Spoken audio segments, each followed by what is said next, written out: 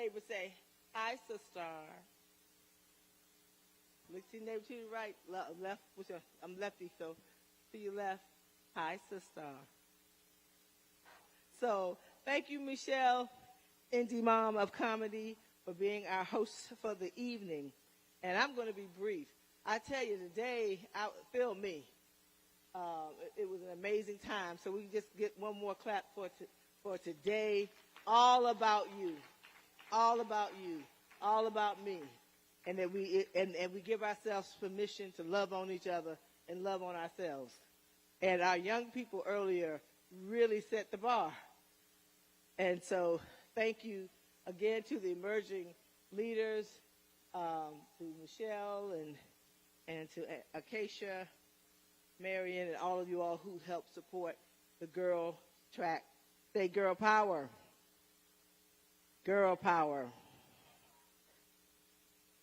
So I want to, there were some things that we didn't get a chance to do because things kind of ran a little, I don't want to say late. It's when the spirit was moving in so many great ways. The time didn't bother me, but then we knew at some point we needed to stop. What did Mark Morial, when he was talking about, you take your plan and you got to move that plan, and you get stuck like, I got to do it now. No, it would have been 5 people in the audience, right? And as much as we love ourselves, because it's only so much you can take in at one time. So we're picking up where we left off this afternoon. And so I'm going to have a conversation. Is Jamada Orange in the room? You here? Come on up, Jamada.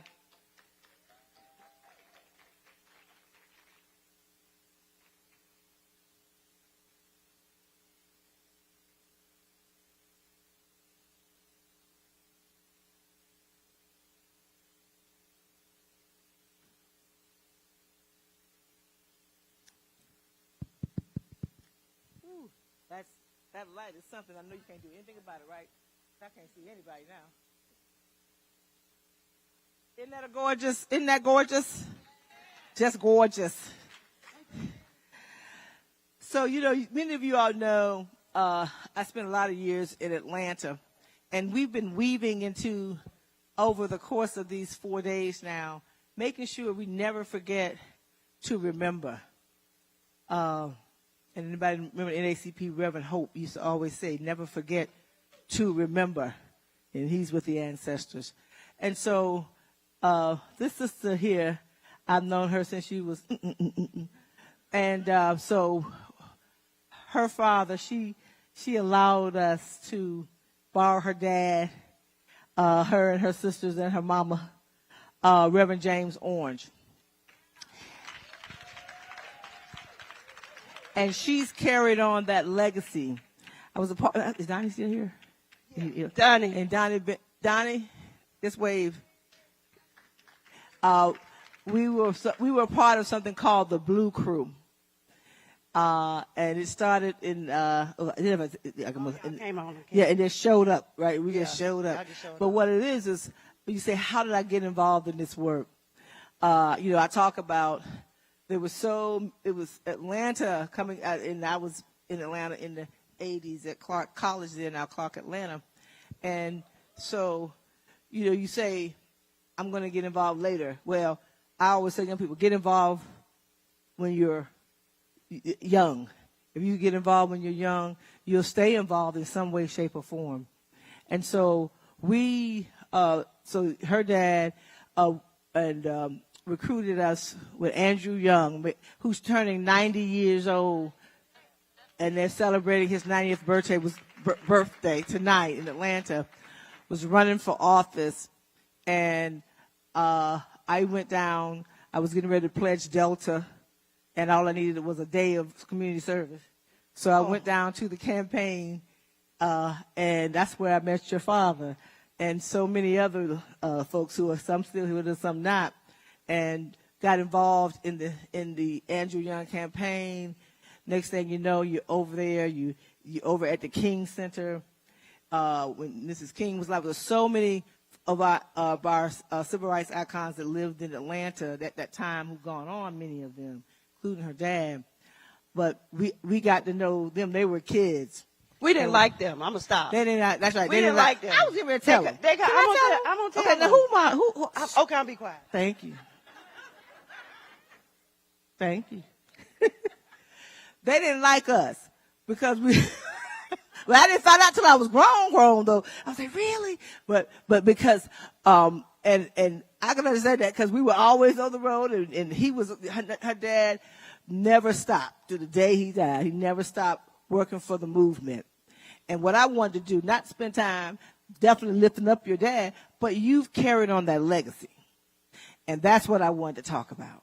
And spend a few minutes talking about Jemida Orange, who has continued that legacy. She's the big sister in the family. So that part of the problem is I'm the youngest in my family, and she's the biggest. That's why she thinks she could tell me what to do. But I am older.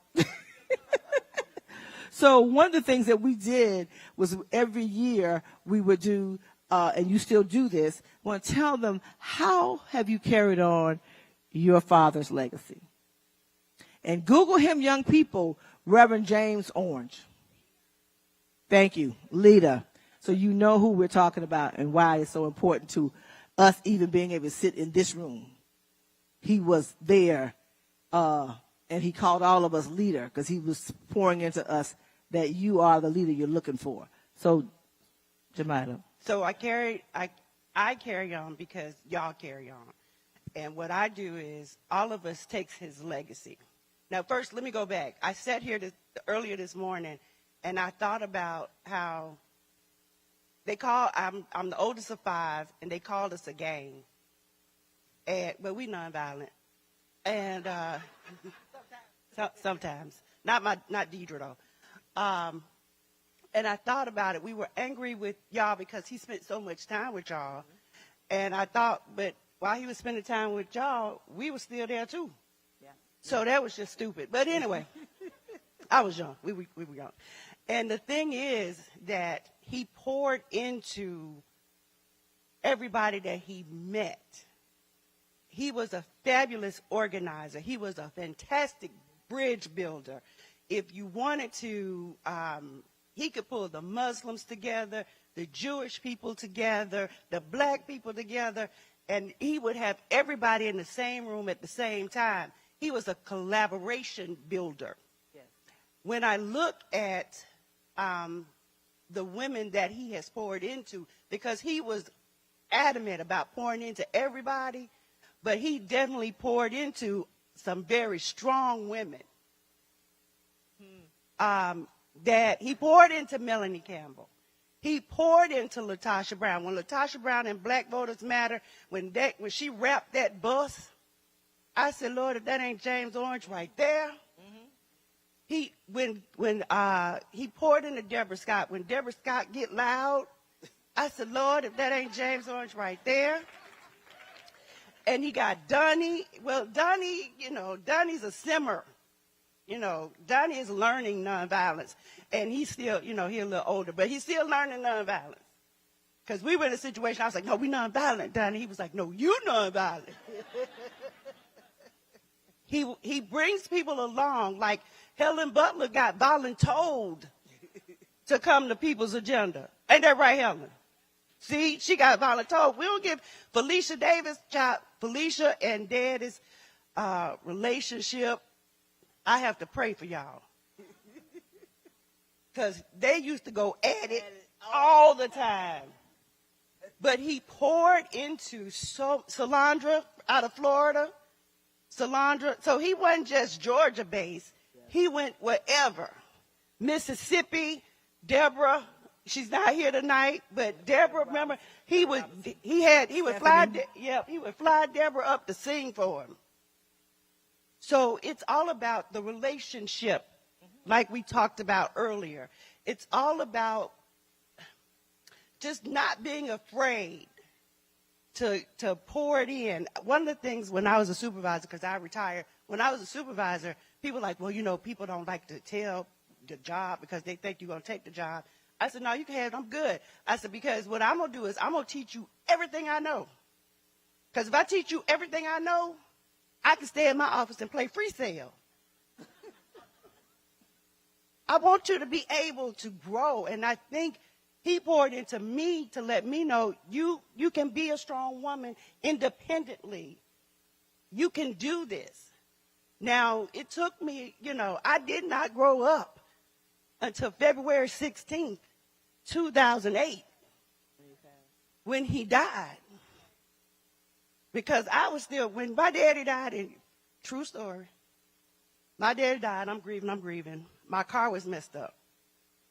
And my daddy died in the midst of all my other stuff going through my mind. I said to myself, now my car gonna stay broke. But how wise he was, he had already told my brother, fix her car. So I respect him. I respect my dad as my dad, but I respect my dad as James Orange.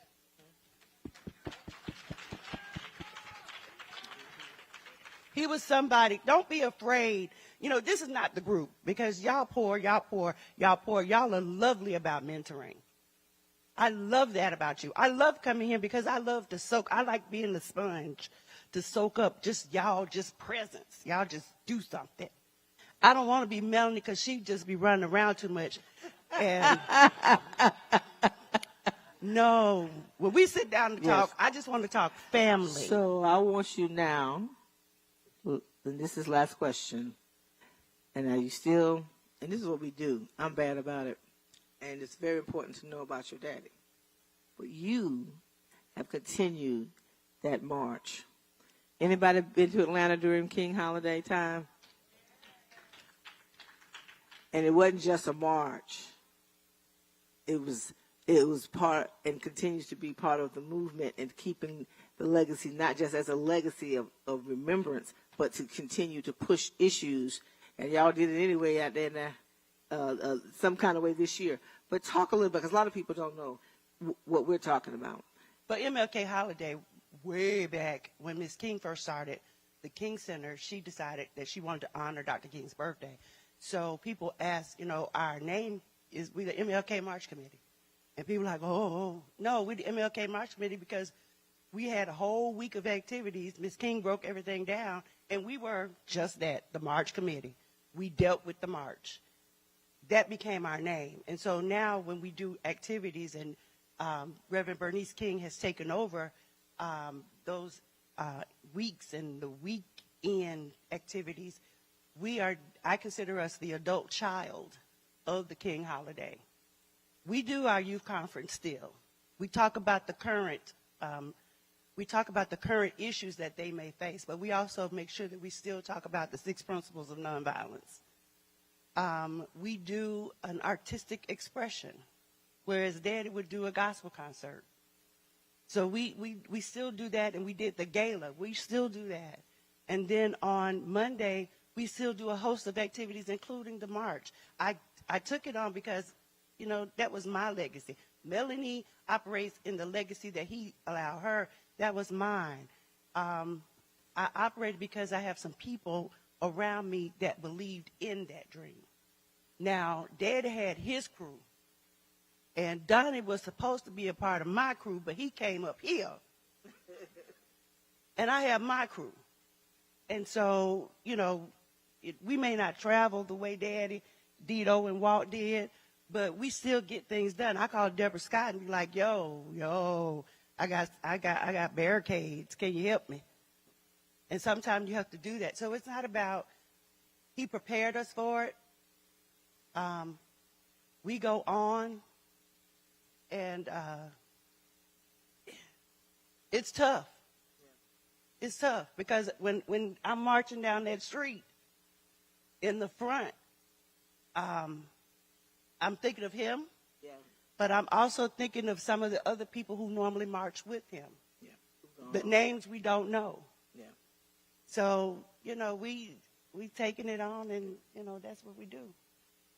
Thank you. And I'm going to close and want to have this conversation because we talk about what legacy, and that you don't have to be in a civil rights leader to have a legacy. And your legacy, what I've learned these now many decades I've been around, is really, it's when you're no longer here on this earth, people will still talk about you. And so, and they talk about you because you poured into them. And so they become a part of you. And I just want to spend a little time, spending time with big sister Jemida Orange, and thank her. And we hadn't talked about your dad really in a long time. I think about him all the time. When I think about folks in how important it was when he would call us leader and he would pour. And so when I'm talking to the folks who under me, and I go, stay in your lane, that's who taught me that. Because I'd be all in the way because I was a firebrand. I had too much energy. And he'd be like, Tim, don't know why your daddy called me Tim. To this day, my name is not Tim. But he would say, Tim, stay in your lane. I'm like, I'm just trying to help you. Right? So, but what he taught me was the discipline of focusing and really lasering on what your part of what the whole picture is. And everybody has a piece of that spoke in the wheel. That's that unity we talk about. That's that when we say round table, Black Women's Round Table, when we decided what we wanted to do and focus it, and the symbol that we use is about unity, a collective togetherness. So I just want to spend a little time with one who I would say someone who's been a part of my adult life. You got 30 seconds. Okay. Yes. For the Civil Rights 2.0, first of all, it's our time. We said this earlier, it's our time. For the young women, it's okay to step up because women have always been the base of this movement. Don't get it twisted. I knew plenty of women that worked at SCLC because I know it's a lot of NAACP people in here. I said that yesterday, but there is one SCLC on this table. SCLC. Now, no, but SCLC. use SCLC. Everybody knows. That's right. But I want y'all to remember as we go forward, you all don't know, there was a Lula Williams who participated in Montgomery. There was Claudette Matthews who manned the office. There was Miss Brayboy who helped with Miss King. There was Cleophas Orange. People think my mama is my dad's widow. My mama was in the movement before she met my dad, and they met in the movement. Hello. So I want y'all to realize that we are the base and we are the lead. We ain't got to stand for this. One last thing. Miss Lydia said, Pastor Lydia said this morning, we got to work around ministry. Mm-hmm. So whatever they throw up, think about it. We can work around it. I'm not afraid. Y'all afraid? I ain't scared. Yep. But I ain't going to go to jail with you, though. I ain't going to go to jail.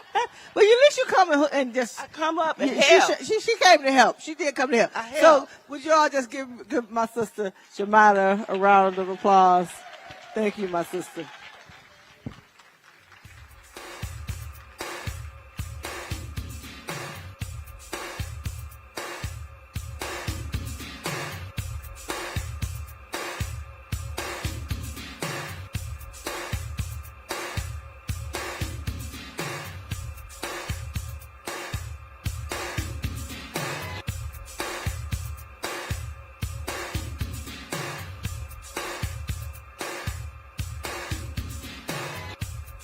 Keep it going for Melanie Campbell and Jemida Orange, please.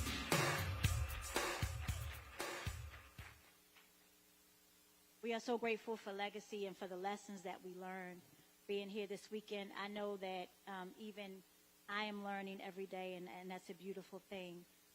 We want to move forward and insert something that we didn't get a chance to do this afternoon during the Lou Rawls Parade of Stars. So we're going to... I'm not doing this with y'all. Either y'all gonna catch up or it's gonna be longer than it has to be. When I say something funny, just laugh and then just so we can go to the next thing. But I'd like to welcome to the stage our National Unity Campaign Manager from the National Coalition on Black Civic Participation, Ms. Christina Q, as we began the Black Youth Vote Power Table Talk. And as we bring up Ms. Christina Q, we'd like to bring up our Black Youth Vote Power Table Talk panelists. Would you like to bring them up, Christina? Absolutely. Let's start clapping right now for Miss Christina Q. Good evening, ladies. You all look so amazing, and like I said earlier, it's just been so powerful to be in the room with you all. Just recently joining Mel's team, I knew Mel's work. I've been advocating for Mel's organization to corporations through my previous work, but just seeing the impact and the intergenerational excellence of all the work that you all are doing in your state has just been phenomenal. And I'm just so excited to be a part of Melanie's organization, and I'm so excited for this conversation with these young ladies. So I'm going to call them up to the stage with Acacia Newsom, project associate assistant at Black Women's Roundtable, Black Youth Vote. Would you please come to the stage? Zakia Brown, Eastern Michigan, Black Youth Vote. Would you come to the stage? I can't see, and I don't know everybody by face. There she is. Perfect. Aisha Carson, Mississippi Black Youth Vote. Are you here? Would you come to the stage? Tierney Donnell from South Alabama Black Youth Vote. Would you come to the stage?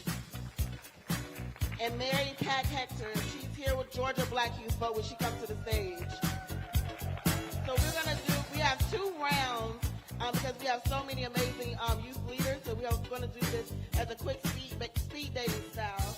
And I'm going to sit down and just have a quick conversation with them because we just want to hear from them. And it was important to Melanie for us to hear their voices. Amen?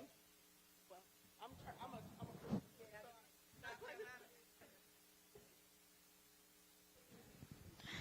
All right, ladies. All right. So, our first question. So we wanted to just hear from you and just get a little bit of your perspective about how you empower your young leaders in Black Youth Voting within your states. And we want to just hear just some testimonials about how you empower each of your leaders within your organizations in your states. Yep. Go ahead. Hi, everyone. I'm Acacia again. I would say how I empower the young leaders would be, honestly, today was so powerful with the young girls. I feel like that is one of the things that I can contribute to when it comes to the young leaders, because all of them, honestly, no, that was all of them. They came prepared, they came ready, they came with the knowledge that, we would like to instill. So then to have them here and then to pour back into them even more was just, a wonderful thing. And I feel like that is like one of the ways that I could do that. Hi, I'm Zakiah. A way that I empower my leaders is surrounding myself with people like you guys all in this room, and then I go back to them and teach them what you guys taught me. Ways that I believe that I empower them is by giving them opportunities to lead. We were blessed to be we were blessed to have things poured into us by women like Miss Melanie, like Miss Helen, like many of the women in this audience that represent our organizations in our states. But I allowed them to lead. I allowed them to develop program ideas. And I also provide them with resources such as trainings and other materials so that they can be great leaders, as well as funding, because that is super, super important. So I'm the one that goes and begs Mrs. Helen for money so that they can do the work that they need to do on their college campuses across the state. That's so beautiful. I love that. I love that. And that's what I loved about today too, is just watching the young girls and what they learned and the reflections, but just even now hearing you, giving them an opportunity to lead and, and what you said. I just love this. It's just so powerful because we don't always get to see the intergenerational mix of the conversations and the leadership, and just so another thing that we wanted to talk to you all about was the nomination of U.S. Supreme Court Judge Ketanji Brown Jackson. I know y'all hear Melanie talking about it almost every day right now, which is a big, huge priority for us nationally and locally. And so we want to know what does this nomination mean to you personally, and how do you think you can talk about this in your own states and in your own community and make sure that they understand the importance of this moment. Well, I want to start by saying that my New Year's resolution was one word, and it was power. And I wanted to surround myself with it. I wanted to be it. I wanted to embody it. And starting off the year with finding out that there's going to be an African American woman nominated for the Supreme Court, that was the embodiment of power. You know what I mean? So that I feel like that meant a lot to me, honestly. And I guess a way that I can take that and pour it back into like my community is to show young girls like we did today that the sky is the limit. You know what I mean? Like it's really the limit. Like I personally never knew that a black woman, like when I first started with Melanie, I didn't know black women could be so powerful. I didn't know black women could be in these high places. Like I knew we were strong. I knew we were, resilient. I knew we could do many things, but to see them in the White House, to see them, in these high positions with our sponsors, it's amazing.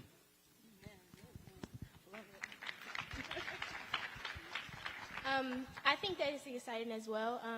A girl in girls track was saying that she didn't think that she could see someone look like her. And I was just like, that's powerful, just to see like the young girls growing up and seeing someone look like them. And I think just that, going back into the community and showing them girls like, we can do this. We just have to believe in ourselves and have power in ourselves. That's awesome. Absolutely. And then I also think like a lot of young people of color have a large distrust for the criminal justice system, which they should. Because, I mean, when you think about police violence and other, like the school to prison pipeline, it just seems like it's consistently against us. But when you see someone that looks like you, that is going to be there, making decisions non-biasedly, right? You want that, right? You want to believe that there's someone in power that understands, the plight in which you live as a person of color in this country. And so I'm excited. I know that she will be the first black woman to be in the Supreme Court, and I'm just excited to be able to witness that. That's so powerful.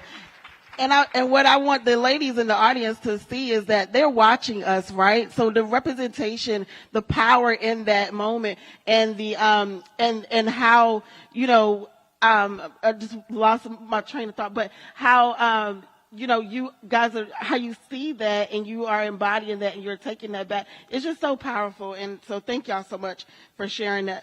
So another question, changing gears a little bit, since today was all about you, right?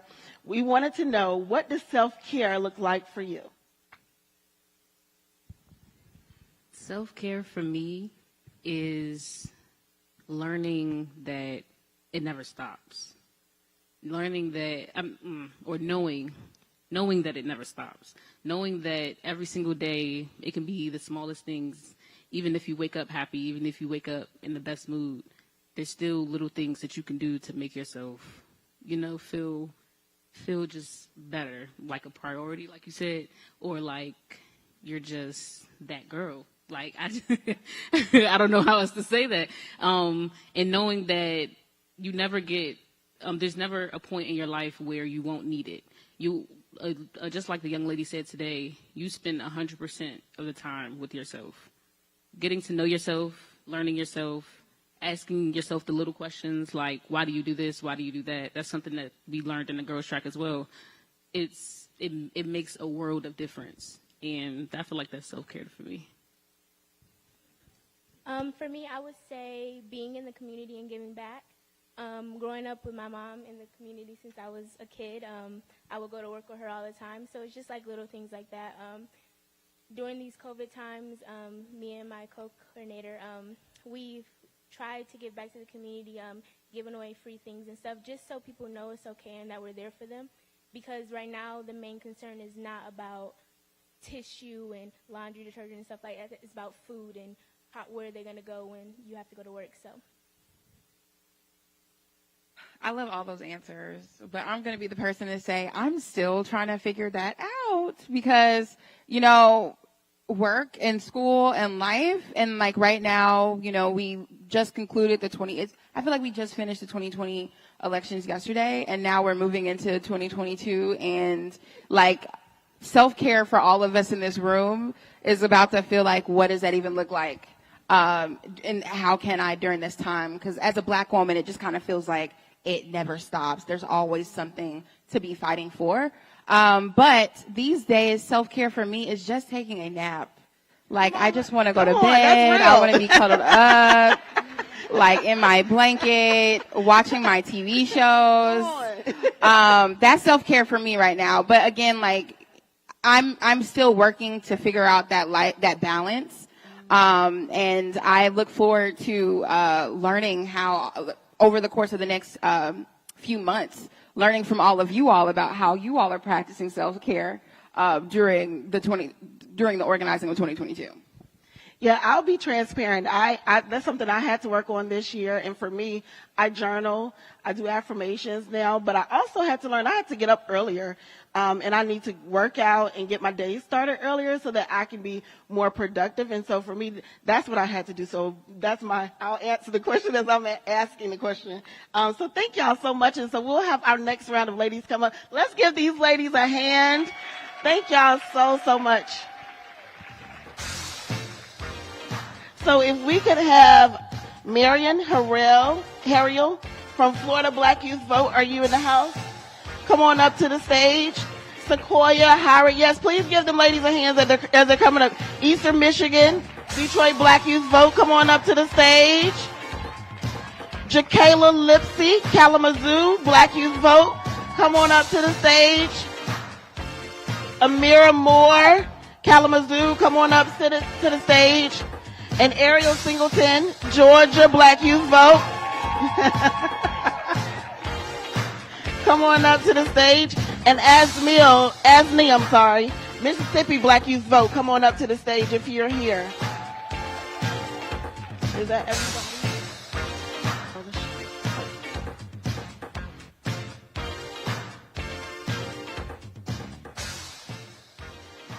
Hello, ladies. How y'all doing? Good. Y'all look so beautiful. Hi. Hello.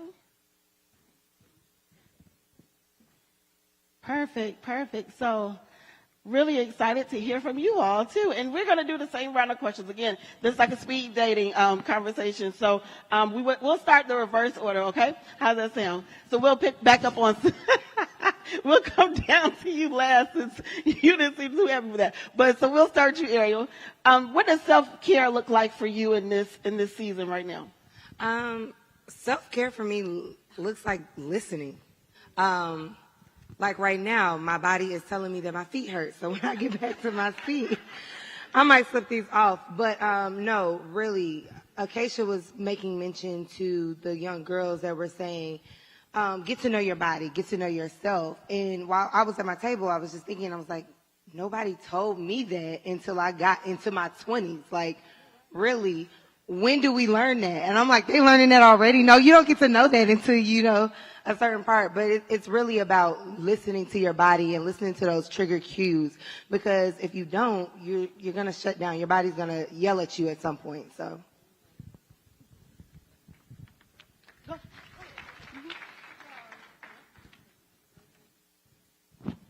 So to be 100% transparent, I'm a mom of two. Mm-hmm. I had kids young, and right now I think I'm at the point where I'm learning what my self-care is. Mm-hmm. I'm learning how to love myself more, and I do morning affirmations.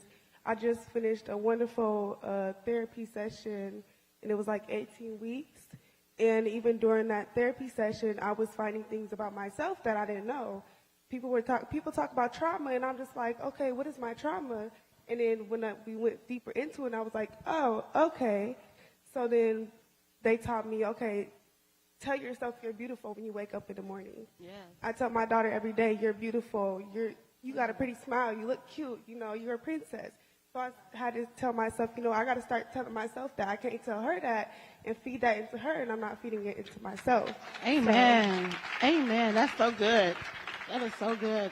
They don't, and you're right. They don't teach us self-care when we're younger, right? Like when we get older, it kind of becomes a priority. You're like, oh wait, this is something that we need to prioritize. But therapy is so important and so key. So I'm so happy that you did that and learn. And even trauma, they don't teach us what trauma is. People are like, oh, that's trauma. I've experienced that. Yes, go ahead next. I definitely agree with what Jakayla said with like telling yourself that you're beautiful. One thing that I do for self-care is reset Sundays, which I just gather up my things for the week and just figure out like what more I need to do to make myself better and my community. And yeah. Reset Sundays. Give it up for Reset Sundays. I love that. So for me, self-love is just making sure for me that I look good. Every time I look in the mirror, I look good. Like looking at my lashes, seeing how long they are, my hair flowing in the wind. Because most of you guys who probably know me my first time coming to a BWR conference, it was not my self-love, the way that I felt about myself, it wasn't the way it was supposed to be. Luckily, after my first conference, you know, it was a transformation that same weekend. So it is it's a learning experience, and it still is. I'm not perfect, and I'm not going to say that I don't feel odd about myself sometimes, but I have to remind myself that I am that girl. I'm the it girl, you know? Yes. So, but like, I just remember where I came from and seeing where I'm at now, and knowing that I'm still going in the lead and stuff. It just, you know, that's my self-love. Just keep looking in the mirror and be like, girl, that's you, you know? Yes. I love it. Self-love for me is being okay taking that selfish season. Being okay with being okay with sitting down, resting, getting to know yourself, and also starting a relationship with God, because through Him you will start finding yourself.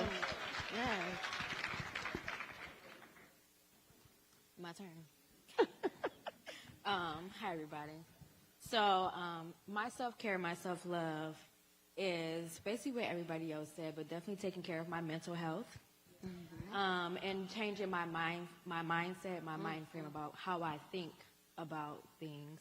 And just to touch on something that I learned today from Miss Renee in the wealth class, one thing she taught me was about attitude and the way I see life, basically, if I see life as a limit or if I see life in abundance. And because I just did this 40-day abundance class,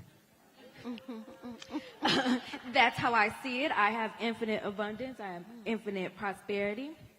Also, just making sure that I'm at peace. Like Jakayla said, in Kalamazoo, we did just do like an 18 to 20 week mental health thing with therapy. Tell it to my son. I made sure that he's all right so that I can be that to him, just like I'm doing for myself. Amen. I love that. That's amazing. So, like, we got to recap that for a quick minute. That's why we got a pen so I can take some notes because there's so many of them. So I did not want to forget what y'all was going to say. I felt like y'all was about to give us a word. So one said listening to your body, and then another said changing your mindset. So look at life as you can look at life as a limit or as abundance. That's what you said, right?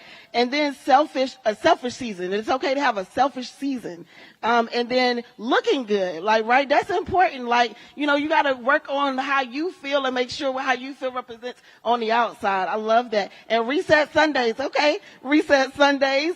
And also therapy sessions, right? Like, that is so, so good. So thank y'all so much. So let's go back to talking about how you are encouraging and empowering your leaders within your states in the Black Youth Vote organization. We can start down at the end. And also, can you say your name and which state you're with, just so everybody knows who you are? Hello, I'm Amira Moore. I'm in Black Youth Vote Kalamazoo. Yes, great. Michigan. Stand up. Woo, woo, woo, woo, woo. So how I use my power to empower my community and my peers is just for the last 2 years since we've been basically on quarantine or dealing with this COVID, doing constant engagement on social media, making sure I'm still reaching out to my friends, still teaching my friends. Also, Community encouragement. We've been doing a lot of vaccine clinics. We've done 12 clinics so far. Over 3,000 people, Black members in our community vaccinated, making sure we're encouraging them that it's okay to stay healthy, keep themselves healthy, and keep their family and their friends healthy. We've been vaccinating our youth. Not only doing that, but just keeping them encouraged with our power to vote. So doing that, we partner with small Black businesses, making sure that we're supporting our Black people, are supporting our Black businesses, making sure our Black dollars are staying within our community. And yeah, just making sure we get our Black You Vote name out there, giving out swag and stuff like that. That's awesome. That's awesome. Thank you so much. Go ahead. My name is Kaita Welchland. I am from Mississippi. Yes. Something that I do is like check-ins, making sure everybody is okay.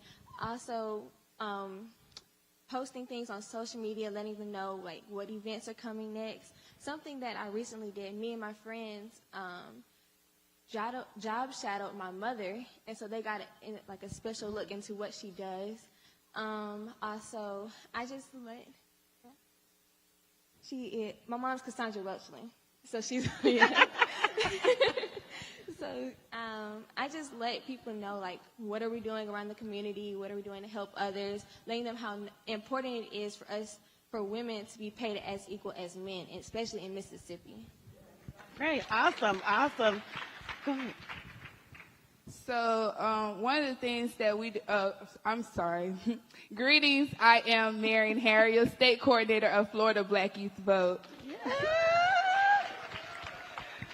So in Florida, we really address issues that the youth want to address, that the youth want to hear. So before we even start our events, we try to do like a little poll and see what issues are most important to our youth, because in order to keep them engaged, they have to understand and they have to really be passionate about that issue. We can't do events that, they're not passionate about. For an example, young folks, they don't know about Medicaid and Medicare so far, but they'll talk about student debt and student loans and stuff like that. So in Florida, we really try to strive to address those issues, but then we also educate them as well on the issues that they do need to know and don't know about. So that's just some of the things that we do in Florida. That's so good. So good. Awesome. Awesome. Next. My name is Sequoia Howard. I'm a coordinator with the Black Youth Votes Metro Detroit, Michigan. So some of the things some ways that we help empower our community is like doing giveaways for families, because during COVID and stuff, people are looking for those needs that they can't provide themselves. And sometimes we also do events, and we get the youth more out. And like my other coordinator said, we show them all the things that we learn, and we bring it back to the community. Awesome. Awesome. Hello, I'm Jaquela Lipsy. I'm with Black Youth Vote Kalamazoo, Michigan. I think a way to keep our youth involved is we have to listen to them. We have to cater to their needs. We have to make them feel heard, make them feel loved, because a lot of times, we have these conversations and they don't know, okay, we have these conversations and what are you going to do after that?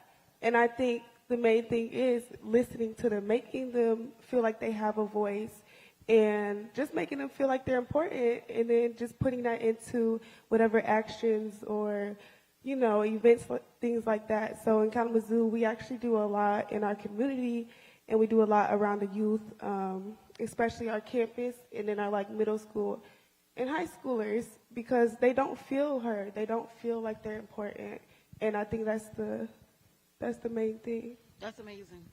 Go ahead, Ariel. I'm Ariel Singleton, Black Youth Vote, Georgia Stand Up, Georgia. On top of all of those things, education, the empowerment, one of those things, even not only in the work realm, but even in the personal capacity, is I scoot over. we're all leaders, and it's one thing like summits like this teach us. There's the saying that we all have a seat on the table. And I was expanding with even some of our student leaders that we had here earlier today that right now it's our time to even expand upon that saying of having a seat at the table. It's not just enough to have a seat at the table. Now we got to make sure that not only do we all have a seat at the table, we all have a plate at the table and our forks. We're all eating, and we're not just eating and giving a plate to the left and to the right.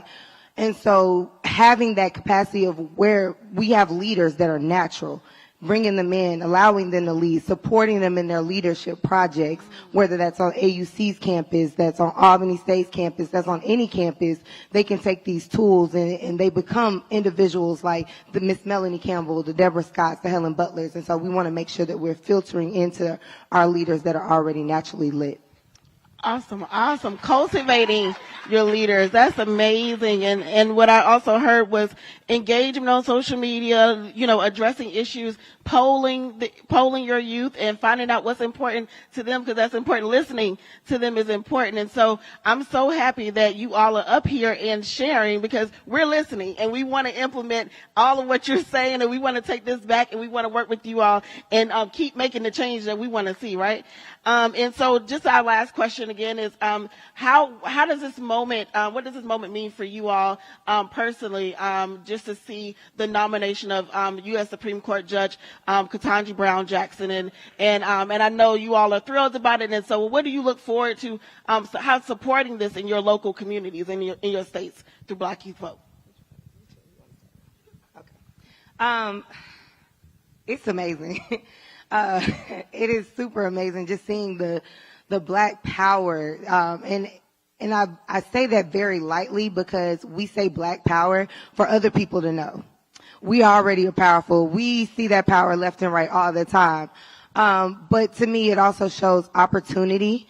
It shows the understanding in that we all come from different walks of life. And so seeing a woman like that, knowing that she's not like every other Black woman, and that she's in this power position to be able to stand up for not only the Black women, but the little Black boys and the Black men. And so it's just so amazing just to kind of feel that representation and seeing what it looks like, not only and having her add to what's already in that political power of our rainbow of different Black tans, gelatos, and all of that.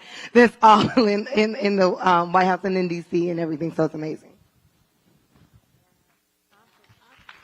For me, it's the fact that she is a mother.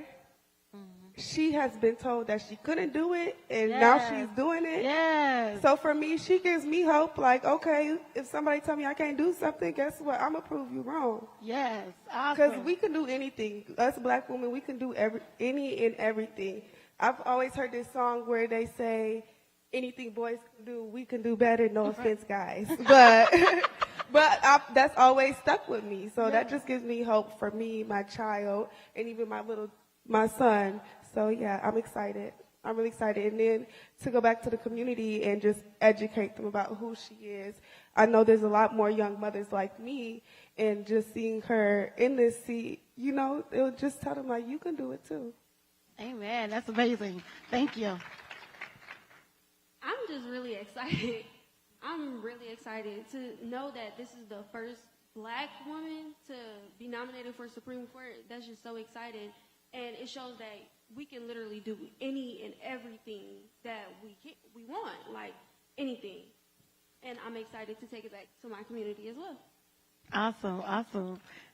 It's an honor knowing that she will be the first, speaking things into existence, and knowing that the sky is the limit. And she leaped out in faith and took an opportunity, did what she needed to do in order to get into that position, and in order to be a successful person. And so I'm learning off of that. And so, if you don't mind, I'm looking for an internship this summer. So. It's a whole bunch of... You want to ask for it. It's a lot of women out here. Thank you. It's a lot of women out here. I'm looking for an internship this summer. I want to be one of you. I want to be... You better ask for what you want, honey. You better ask for it. So knowing she leaped out in faith, knowing that, okay, now I have to leap out on faith if I want to get into that position, if I want to be this person, that girl again, like I said. Yeah. I have to do what I need to do. I have to step out on faith and knowing that the Lord got me. He gonna guide me in the correct way. Amen. But I just need to still do my job as well. I love it. I love it. Thank you. Take up space. Yes.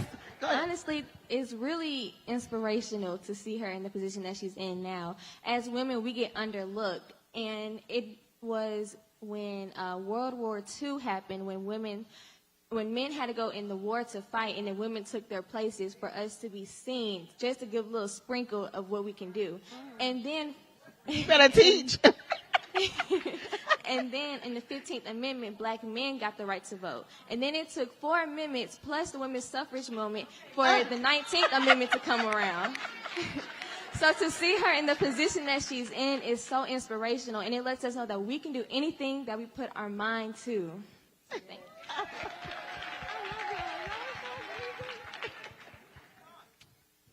Okay.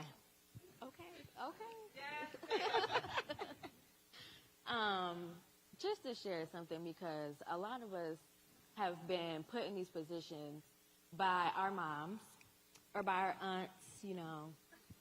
We really kind of been put here. Okay? Voluntold, as they call it. Voluntold, for real. Yes. But, so I can speak for myself. Like, I've been being put in these different places, in these spaces, for at least the last 20 years of my life. Since I was 10, I can remember. And it took me until 2 years ago when I came here my first time for this Black Women's Roundtable Summit. I was just like completely in awe because it was so many black women here, and I don't know if I was seen so many black women in one space at one time.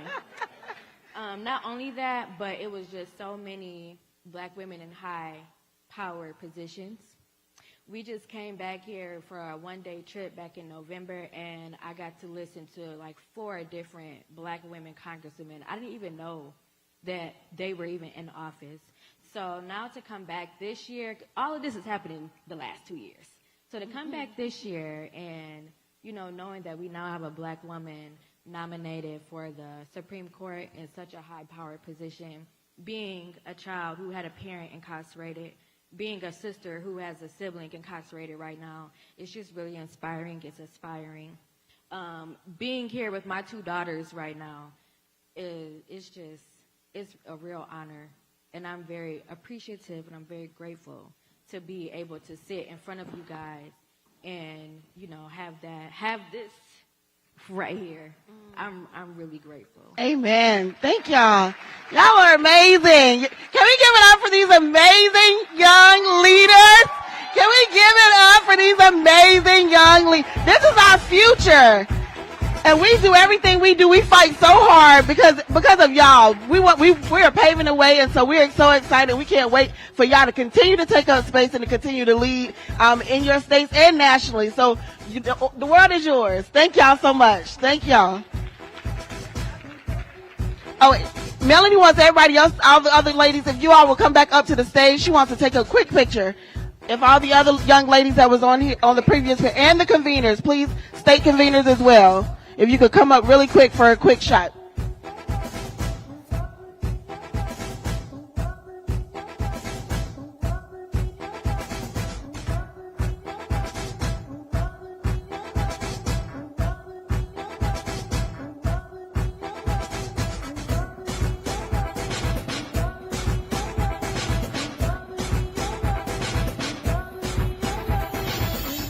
Take my hand, I won't let you go. I'll be your friend.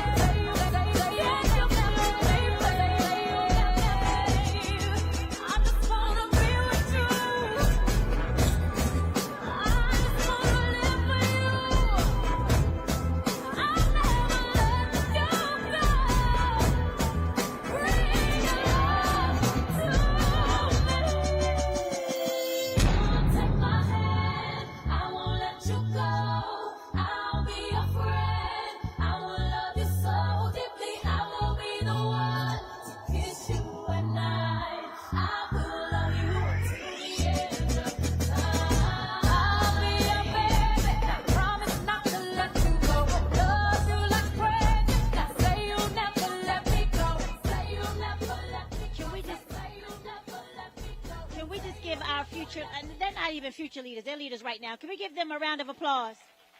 They were absolutely amazing. Absolutely amazing. I love Ariel when you said that people could be gelato.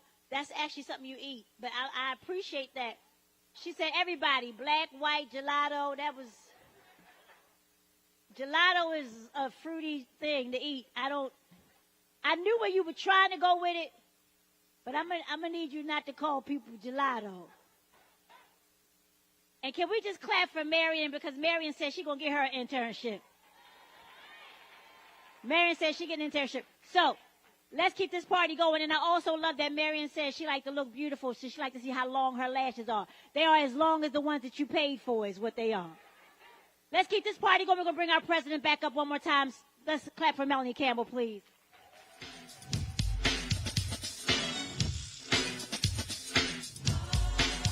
She coming.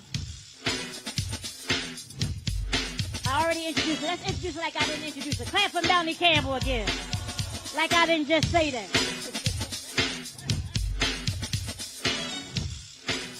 All right. Woo. I'm telling you, I'm tired. I am so loving it all day long. Anybody else ready to retire after all that we tell our young people? I'm like, go fishing and yeah. But it was wonderful. I'm glad we waited the long day, and that was a treat. Thank you, Black You Vote. Say Black You Vote. And so it's my job to make sure that we don't see the sun come up in this room. Although that's probably, I'm sure it's beautiful, right? We're going to make sure we don't do that. So it's my job and my honor to be able to present a few awards from the national office. There's a young lady who was up earlier today who's doing some dynamic things in corporate America under the name of Shay Harris. And you heard her earlier, Vice President, Community Engagement, Mid-Atlantic, J.P. Morgan Chase. But prior to that, she was in service with D.C. government and working with returning citizens. And Shay is one of those young sisters. She's a powerhouse, but she's like a quiet storm, and she's getting it done. She's shaking up things. I know J.P. Morgan Chase go, oh, okay, because she is committed to our people. So wherever she goes, she does that. Whenever we would call her last minute, no matter what it was, if it was about young people, Shay shows up. I met Shay and Sherman. I think basically it was about the same time. Sherman, right? Sherman. That was my. And it was so good to see Sherman. So we want to bring Shay up here. Shay Harris, where are you?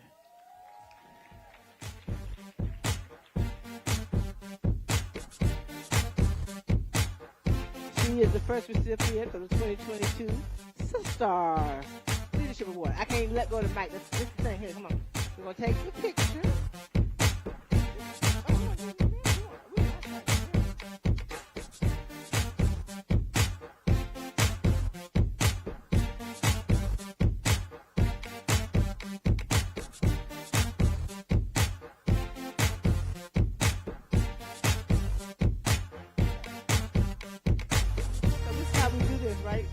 So, Shay, what does the Sister Award mean for you? What's it feel like tonight?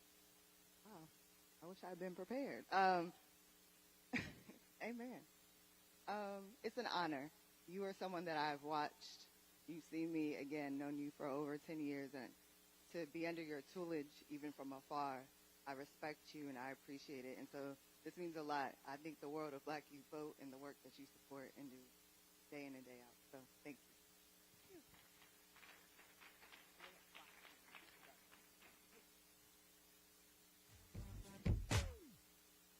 And so my second and final national award goes to a group of sisters who, when we were going through at the coalition, we have our ups and our downs after the 2020 with the pandemic, and working, in these boxes, very, very, all of us know. Anybody thought it was easy? Anybody had a good time? it's been hard. And so you have to have a team of people, and I have a lot of them. But there's a core group of sisters who we call our senior advisors. And I wanted to collectively honor them tonight for the work that they do, because they're not employees. They are what we call our professional team, but they all brought something very unique. And it's people come into your life for a reason, a season, or a lifetime. And so this season that we've been in, and even prior to the pandemic, as we were trying to think about how we make this organization of work be more, people knew that we were doing it. So we needed somebody to help us understand branding and how to really frame and tell our stories, right, as you all were talking to this about. So I want to ask, in that vein, Dee Marshall, Senior Advisor, who's really, you all have seen all day, who's been helping us with branding and entrepreneurship, fundraising. She'll do anything we ask her to do. Dee, would you come up?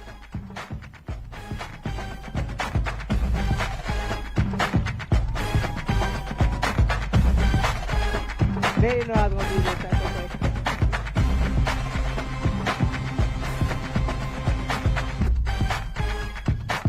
Come on, Dee.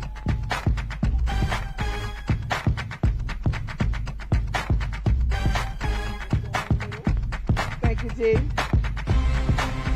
And there's another sister who has been around with us for a very, very long time, in and out, in and out. You know, in the movement, you never leave. It's like, you go and do something else, but I'm going to call you, And this is a sister who's helped run our national campaigns, has come back, helped with the conference, helped with Black You Vote, helped with Black Male Initiative, helped us with resource development, helped us with programs management, and anything else we asked her to do. And that's Lisa Fager, our Senior Advisor, Resource Development and Programs Management for the National Coalition. I know they're like, she didn't tell us. That's all right, You look cute. You bought that. Yeah, that's a cute shirt. You ready? I didn't know I was gonna be able to say, yeah, come on, Lisa. Come on, Lisa.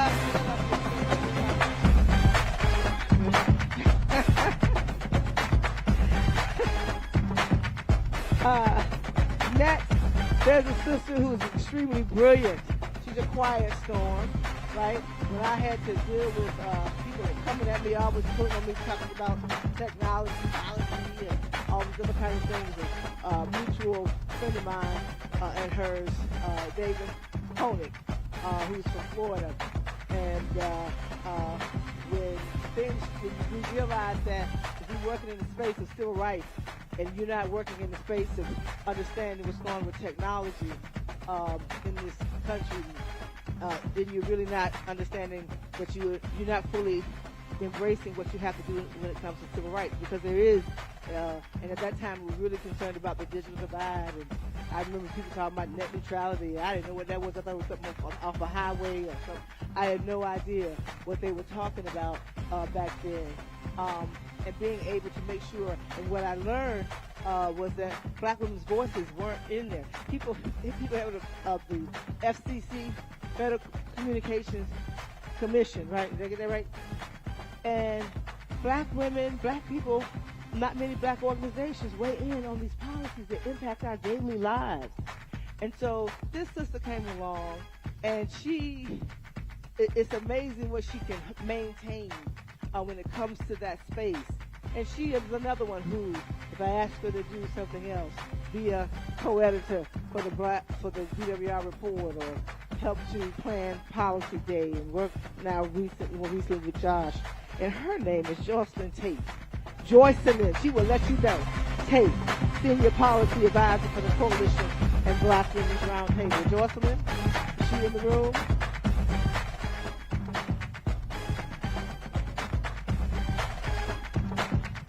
Okay. I don't see Joycelyn. So somebody see if they find it? Okay. We keep moving. Tell Joycelyn I called her name. All right. And last and certainly not least, and she is someone who, again, stepped in times of trouble when it came to how we could find ways to pour in, and we can still laugh. We can still find ways to find joy. And I know I've given you an award before. I thought it was appropriate that tonight that I lift you up for what you've done when it comes to our cultural expression work at the coalition. And so all those different kinds of things that we'd have to do online to find ways to people to enjoy them, and we fight about, I like long programs sometimes. You like, girl, you can't, 45 minutes, that's it, 45 minutes, that's it.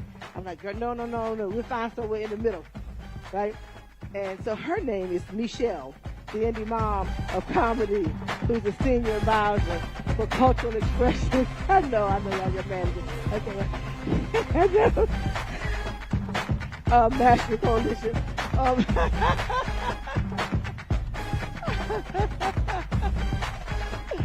So,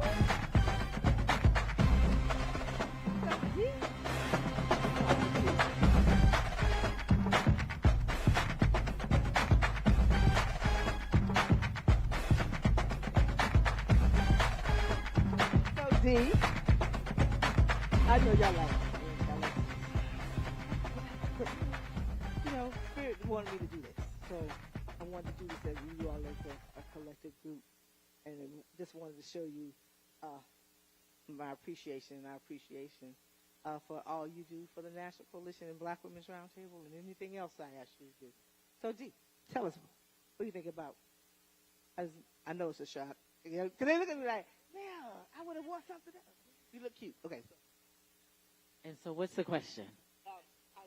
How do I feel about the award? Well, you know what? I'll say thank you. I'll say thank you so much. You didn't have to do this, but if your heart led you, then I thank you. But I will say that it is a joy and an honor to work with you, to partner, to support the work. You are a champion and a trailblazer, gatekeeper of our communities, and it is such a delight.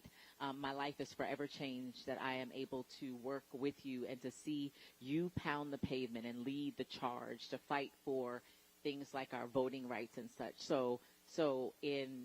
And from that regard, I would say thank you, and it is such an honor. It is such an honor to do this work. Lisa?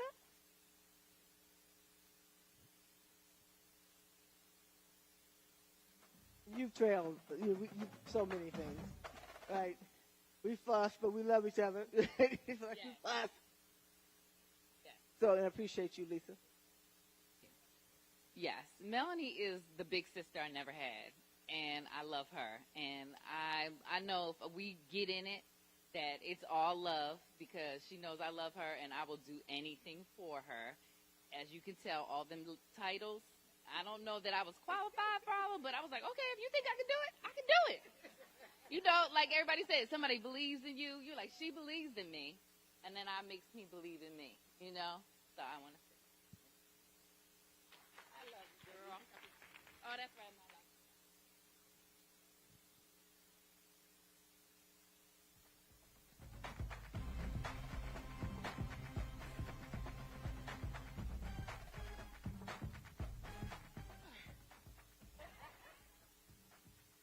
I tell you, man. Okay. We've been around each other too much.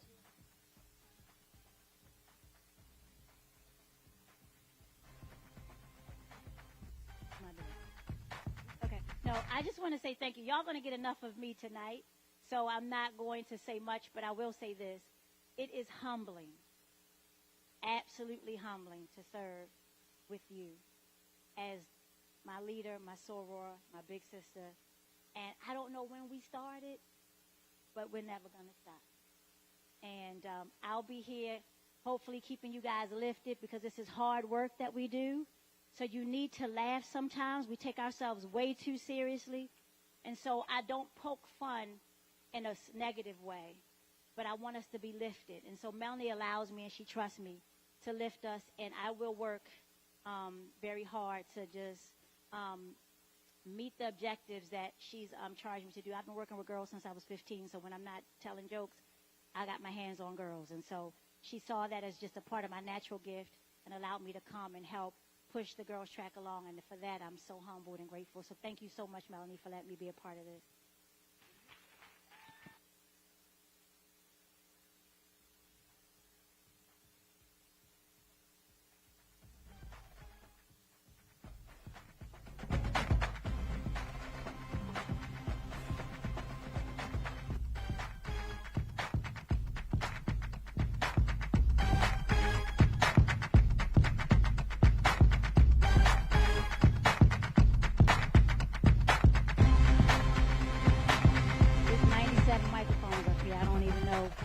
which one to grab.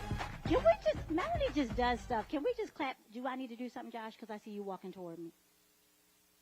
Okay, I have one. I have one right here. Can we just clap for that? Was unexpected. That was so unexpected. So we're going to move into the opportunity for our state conveners to award the folks that they would like to award the Sistar Award to tonight. And just in the spirit of just celebration, as each of them comes up to give their awards, we're just going to ask you to hold your applause until they've all had their say. And y'all get like 2 hot minutes because I know how y'all do. And y'all start talking about gelato and stuff like that. And so I just want y'all to stay on task. No, but honestly, this is an opportunity for the states to honor the people that they have wanted to honor throughout this year. So without further ado, our first state convener that will be sending celebrations and awards to their people will be the Honorable Sheila Tyson, convener of the Alabama Black Women's Roundtable. Can we please have Sheila come up? Y'all don't know, Sheila just got back. Sheila was in Selma last night. We saw her on the screen. So can we clap for her tenacity and dedication?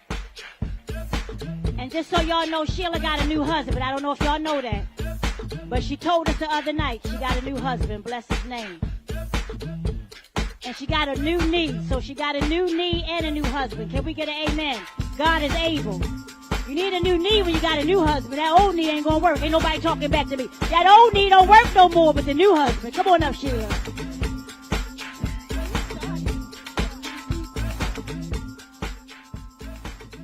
Now you know she's so missed.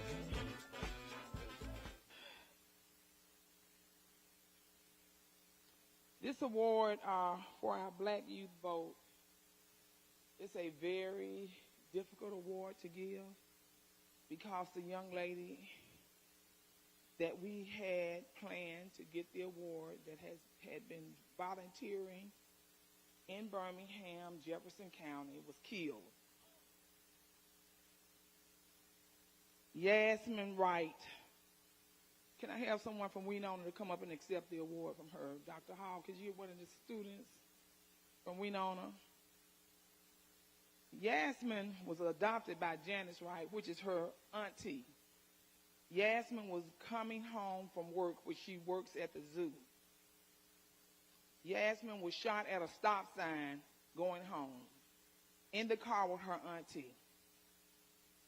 And what really is so painful to me, Jasmine was, you know what she did wrong? She stayed in a poor community. If she stayed in Hoover, Homewood, Vestavia, Jasmine would be up on this stage. But she stayed in the southwest side of town, which she had to travel through poor communities, violent neighborhoods, and that's what she was guilty of. And that's why she was killed. And she was 16 years old. We have had over 7 young people in Birmingham killed, from the youngest is at 2 years old. So we have a lot of crime. We, as Black Youth Vote, Yasmin Wright will receive this award. We have a portrait painted of her. We will give that out at the church on next Sunday. The award. On behalf of Alabama Black Women Roundtable, we will give this to Janice Wright in our name from the state chapter, and the portrait will actually be hung in the youth center at the church.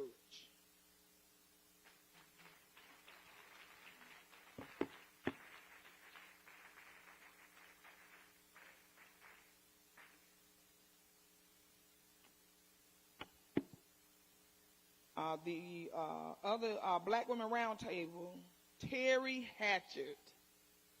Could you come up? I know you're surprised, and I know y'all want to hurry up. So Terry do a lot of volunteer work within the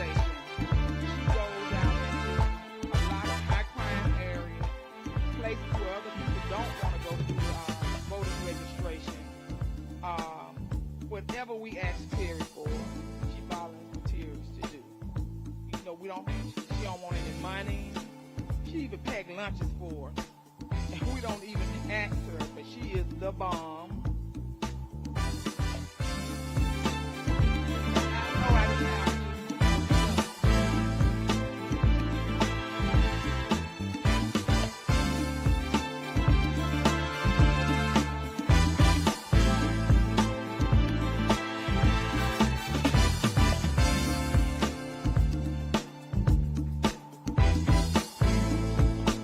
Thank you so much. Can we clap for Alabama? We're going to take a quick picture. We're going to take a picture. Go right ahead. And as we prepare for the photo op for Alabama, can we have the conveners from Georgia, Missouri up so we can keep it fluid? I'd like to ask the Felicia Davis to come up to the right side of the stage, left side of the stage.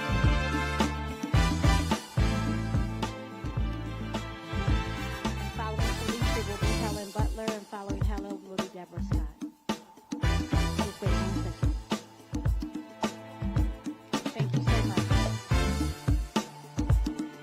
Congratulations. Can you all clap for these awesome sisters? Next up we have from Georgia, convener of Clayton County, Georgia Black Women's Roundtable and HBCU Green Fund, Miss Felicia Davis.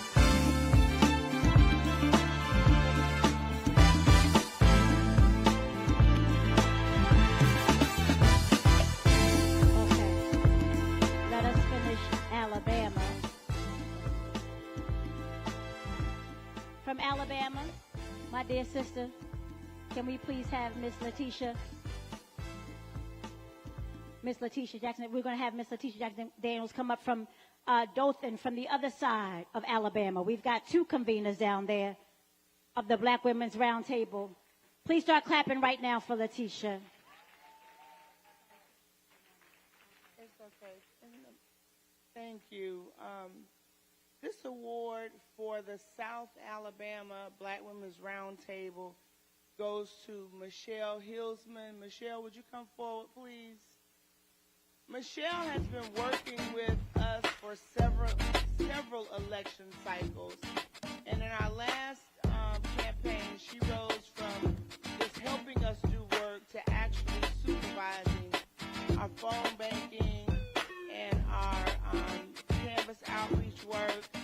Not only that, but Michelle is a person that does so much for anybody in the community. She will give her last. Someone gets burned out of their home, she calls around and finds clothing and shelter and food. She is always giving.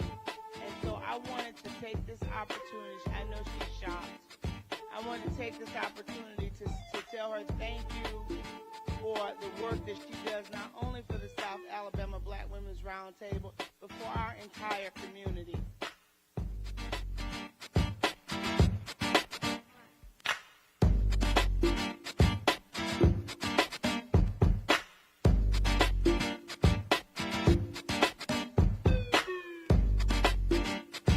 You all keep clapping right now. She is so humbled by this opportunity.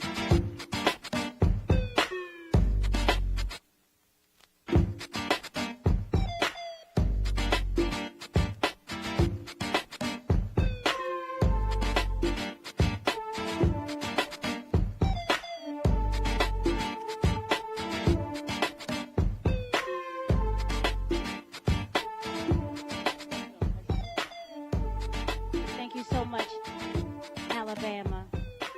Next up is Georgia, Miss Felicia Davis. Felicia. Good evening, everybody. So our Sistar Award goes to Rhonda Burnell, who is a state representative. And since Georgia is still in session, she did not dare travel with all the shenanigans going on under the Gold Dome. But I will take that back to Rhonda. And with that, I'll move swiftly to our young person who I call Wumi. And Wumi, if you would rush yourself right up here because we don't have long. Michelle, and then for her program to move. Rumi is high school graduate going to Florida A&M University. She is a basketball star, MVP. She is all that and then some more, but I don't see her. So you gotta jump up on her. And down here, faster, but cute. He'll know, shoulders back. Yes. Now we're gonna come over here and take the picture.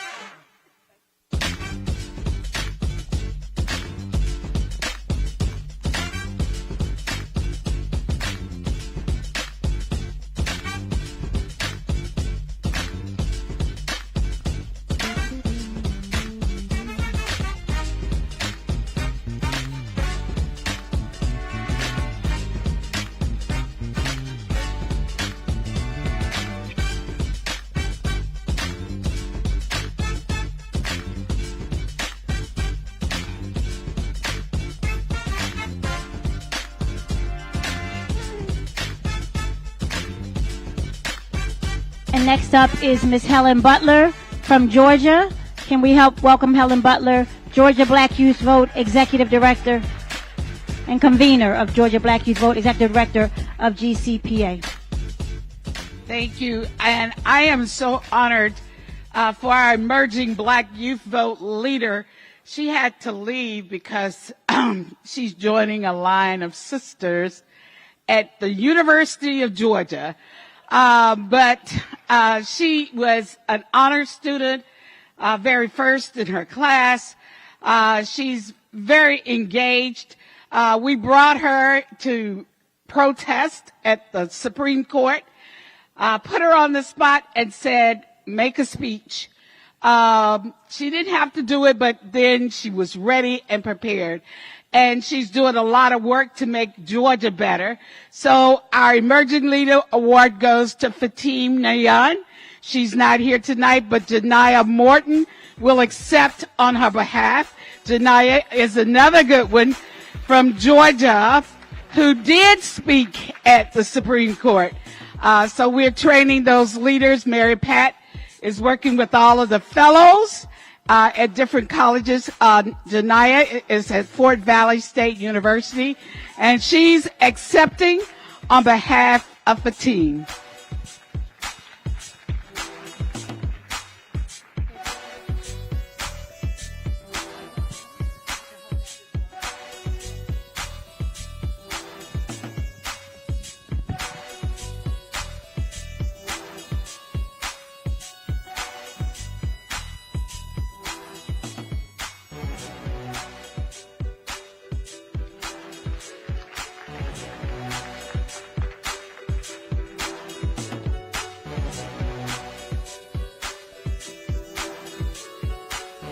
And the final one for my portion of the Georgia Black Women's Roundtable, of course, is my right-hand person at home and abroad. She's with me everywhere and has really become engaged in this initiative. She has a background like me in corporate America, but she understands community. And this award goes to my niece, Michelle Butler.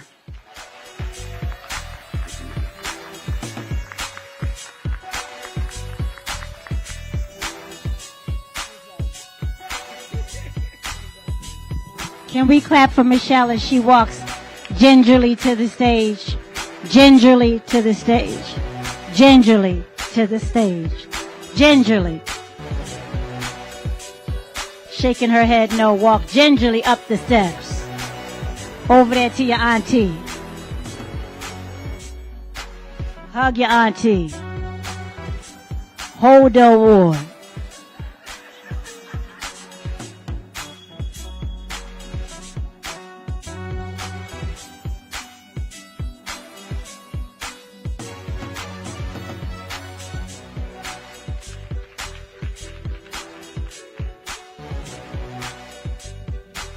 Congratulations. And from the great state of Georgia, we have one more amazing convener and leader. Can we have Miss Deborah Scott? Can you please come up, Deborah Scott? Deborah Scott. I don't know if she don't understand the Deborah or the Scott. Deborah Scott. Bless his name. As long as you say bless his name or amen, don't nobody get mad at you. Bless his name. Well, I don't know if you see that she's blessing us. Just turn around. Let's see the back of that outfit. So I'd like Mrs. Bertha Darden. Mrs. Bertha Darden to come forth. So Mrs. Bertha Darden has a slingshot, right? And so she has been a community leader for years, but she has been fighting an eminent domain case with the city of Atlanta for 9, almost 10 years. And she's never lost, although her house has been, her and her community, her house has been under attack. She's never lost her joy. She sends a prayer almost every day. She and her husband have been fighting, not just for her family and for the community, but for everyone. And she talks about legacy residents being able to stay in their houses. So she is fighting to stay in her home, and she is just a light of joy. So she sang yesterday, and she's like that all the time. So on behalf of Georgia Stand Up and Black Women's Roundtable, we want to thank you for just being our Bertha Darden.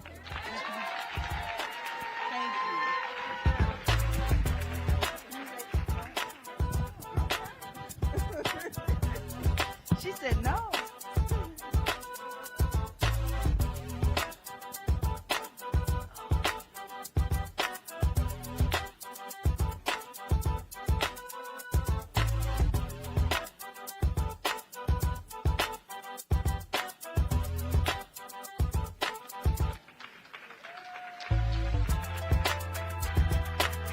Miss Bertha, you have a beautiful voice. I just wanted to tell you that. Can y'all clap? Miss Bertha sang us to glory yesterday.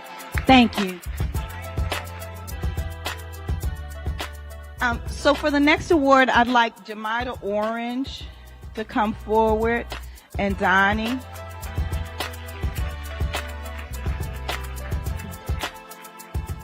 And Ariel. So I'm so glad Jemida was on the program earlier, because as she talked about, her dad really impacted a lot of our lives, Reverend James Orange. So I do need the young folks to Google him, Reverend James Orange. We have a recreation center that we're working on that is named after him, and we're trying to get a brand new recreation center. But one of the things about Reverend Orange, he would always come on campus, and Melanie and I went to college together. And so we've known each other since Clark, can I do Clark College? Clark College / Clark Atlanta University. Where are my Clarkites? So he would come on campus and he would scream. He has this baritone voice. Hey, leader! Hey, leader! And we would come running to get on the van. Now he would pay us with some chicken, right? Some 2-piece from Church's chicken. We didn't know people got paid for campaigns. But he would say, hey, leader. And one time I asked him, I said, how did you know I was a leader? And he said, I just put the call out. It was up to you all to answer. And so this award goes to Melanie Campbell, because she gets the Hey Leader Award. So Jemida Orange, we want to present the Hey Leader Award to Melanie Campbell, because she's been standing up for over 40 years. 40 years. I remember when, and she's still doing it. So, hey, leader. So when y'all see Melanie, say, hey, leader. Hey, leader.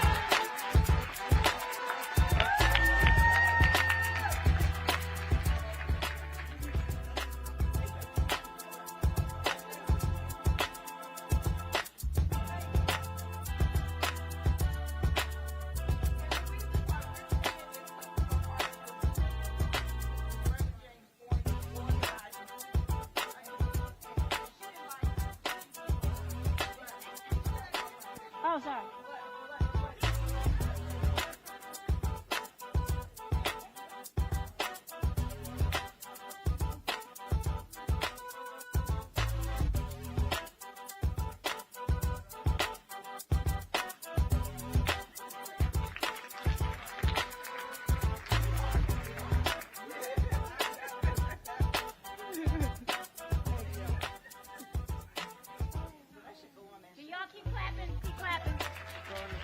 It makes them leave the stage quicker if you clap.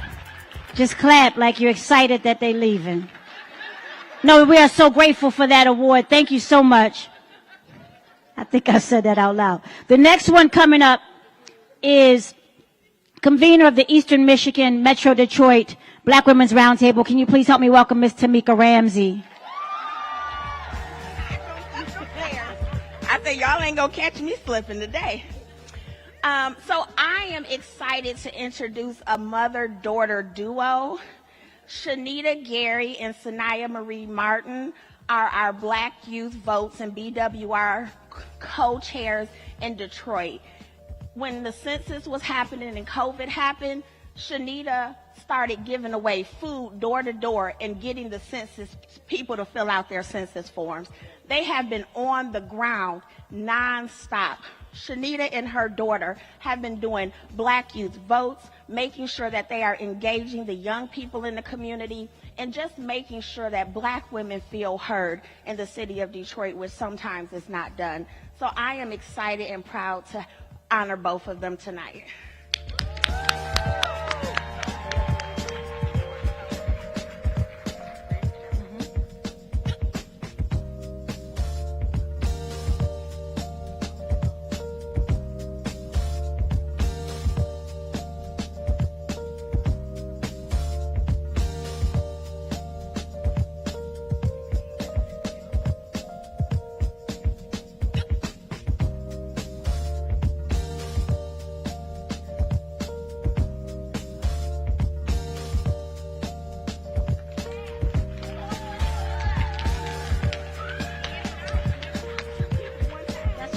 Tamika said she in and out 2 people at one time. She said she wasn't playing.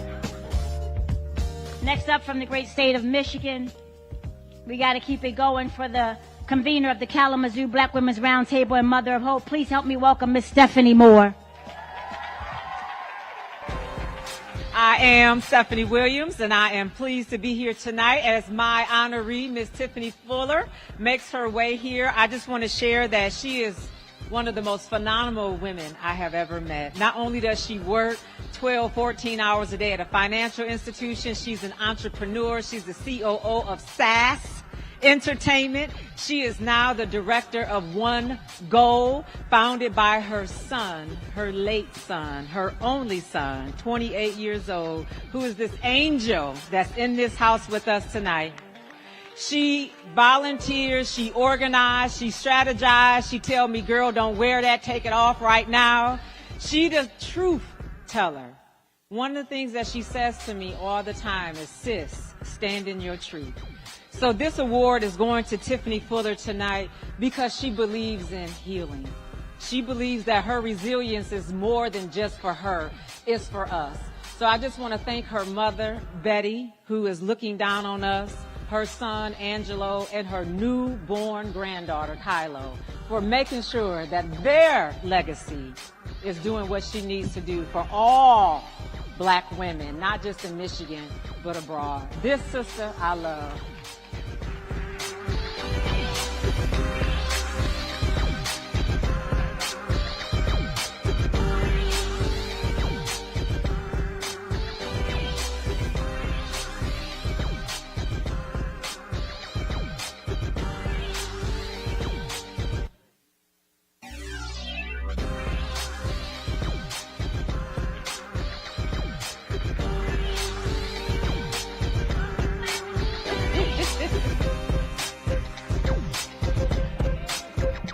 Blessings. We're going to keep it going. We have Florida making its way up here. Convener of the Florida Black Women's Roundtable, Sister Solandra Benton, is right here, right where she's supposed to be. That's what I'm talking about. Y'all keep it clapping for Solandra. Good evening, beautiful people. I'm honored and proud to be able to Blair Carswell, make your way up as we honor our Black Women's Roundtable first. Diane Johnson from Orlando, Florida. Mel, if you don't know, the first time we did a Black Woman Roundtable in Men's Florida, Diane was the person that moderated. Penny, the late Penny, Melanie's sister that people talk about all the time. Penny came down and she was going to get everything straight. You know how Penny is. Adria was in the room. She was going to get everything. And when she got there, Penny and Adria, and it was like, oh, y'all got y'all stuff together, huh? and Diane, from day one, she's been with us from day one, sister. As you will see her smile, she never says no to the Black Women Round Table. She do. If we say we need poll watchers, we're going to get poll watchers. If we need phone bankers, she's going to organize the phone bank. If we need fundraising money, I don't care where at across the state, she's going to make sure her sisters at that table, they're going to be the first one to donate. They just do it collectively and beautiful in the sisterhood under her leadership. I can sleep at night knowing that Orlando is taken care of. I don't have to worry about. Those are the kind of leaders that we need. And so we just, come on, Diane. She retired. I used to go to her job, drop off phone bank packages, and people are like, oh, what's this lady doing? But see that smile? But she never says no. A prayer warrior will pray for you and everything. And we appreciate you. And I've just been blessed with beautiful people to work with in the Florida Coalition, the members of volunteers all over the state of Florida. And Diane, and for that, you see a flower that's on it. This is how the sisters are. That they couldn't come, they was making sure that she had a flower, Blair had a flower. Essence and Nancy have a flower. Those was last year ones virtually. But we appreciate you. You are a shining star. You are a leader. You are a leader. And I'm honored because I'm younger than a lot of my volunteers, right? But they honor me. No, they don't take, this not for shade or no, but they honor and respect my leadership. And that says a lot to me, and I really appreciate that. I really do. So y'all see my little up-and-coming star. This is the earlier day with the young folks. Blair is a 15-year-old honor roll student. Honor roll student, and she's always from day one since she came into recruited into Black Youth Vote. Whatever we ask her to do, she stay up and she holds her own. She's proud of being a Black woman. She's proud of being a dark-skinned young Black woman.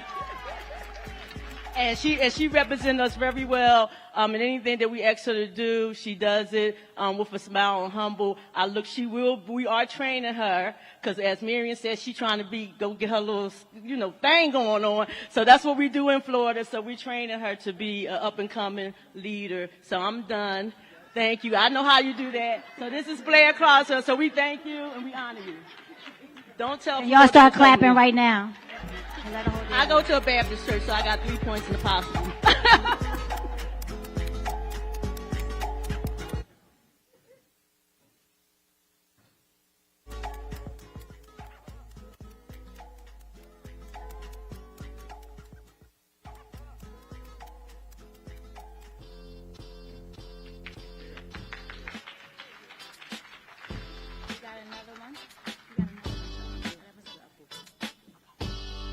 Can we keep it going for Florida?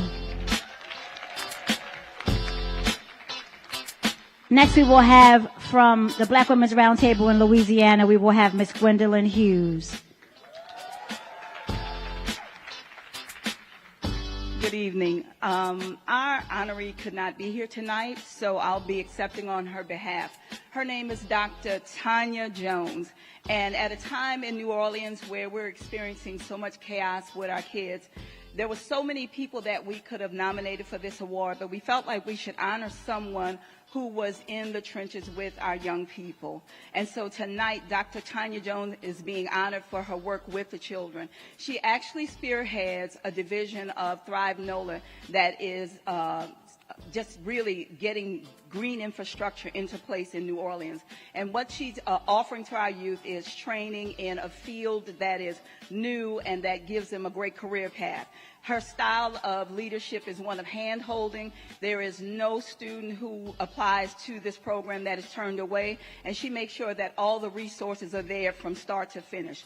And what she does is so exceptional that there was actually a student who nominated her. Her target demographic is not only the indigenous people of color in New Orleans, but she also targets those that are fresh out of high school or coming off of incarceration, or those youth that just want a different career path. They love her to death. They are successful. They are thriving, and they have a great support in her. So Dr. Tanya Jones is our sister for New Orleans. Thank you.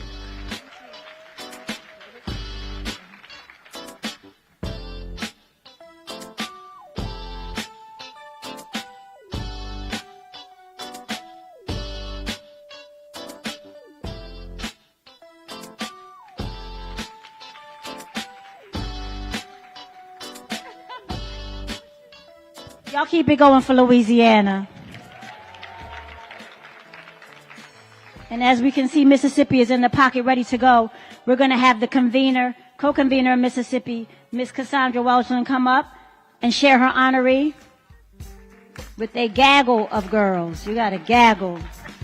I hope all of them ain't getting no more. Y'all look so beautiful. They were all in a Power Girl track, so they were amazing. You ready, Cassandra? I'm ready. Okay. We have an amazing, I have my girls here with me from Mississippi. Aren't they beautiful? Just give it up for our girls. Awesome. These young ladies are from Tougaloo College Early High School. Did I say it right? Okay, Early College High School. I don't even know what school my girls go to. Lord have mercy. Help me. They did just change the name. Anyways. These girls have been so inspired and by an amazing teacher who's just poured into their lives. And we all know the impact teachers make on our kids' lives, right? And this woman has just poured so much into their lives. They think that she's their big sister, but she does get them right on together too. But we hear so much about when you're looking at them, you're looking at her. And we brought her on this trip with us because she is just phenomenal. She was like, I'll go on the trip with the girls. But even when she's not at school with them, she is with them. And so we're so thankful and so grateful for her investing into them because they are who they are because of Miss Miriam Bilal. Come on up, Miss Bilal. Y'all give it up for Miss Bilal. She's a single mom. She's an English instructor. She's bad all by herself. Y'all give it up for Miss Bilal. That's so sweet. Thank you so much. That's so sweet.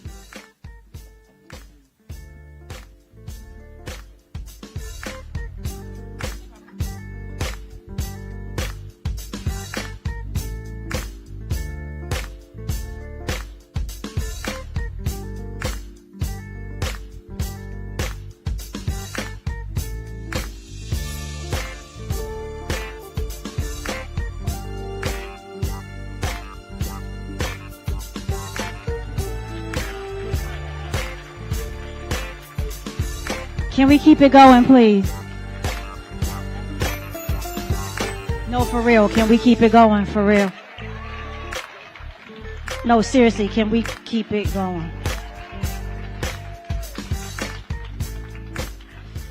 Next up, we're almost done here. We have Maryland and D.C., convener of Metro D.C. Maryland, Miss LaWanna Brown. Can you guys start clapping for LaWanna?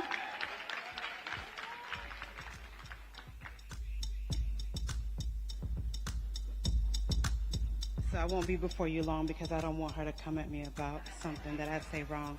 But if I could please have Unisha Davis and Fly Zaya Brown come up, please.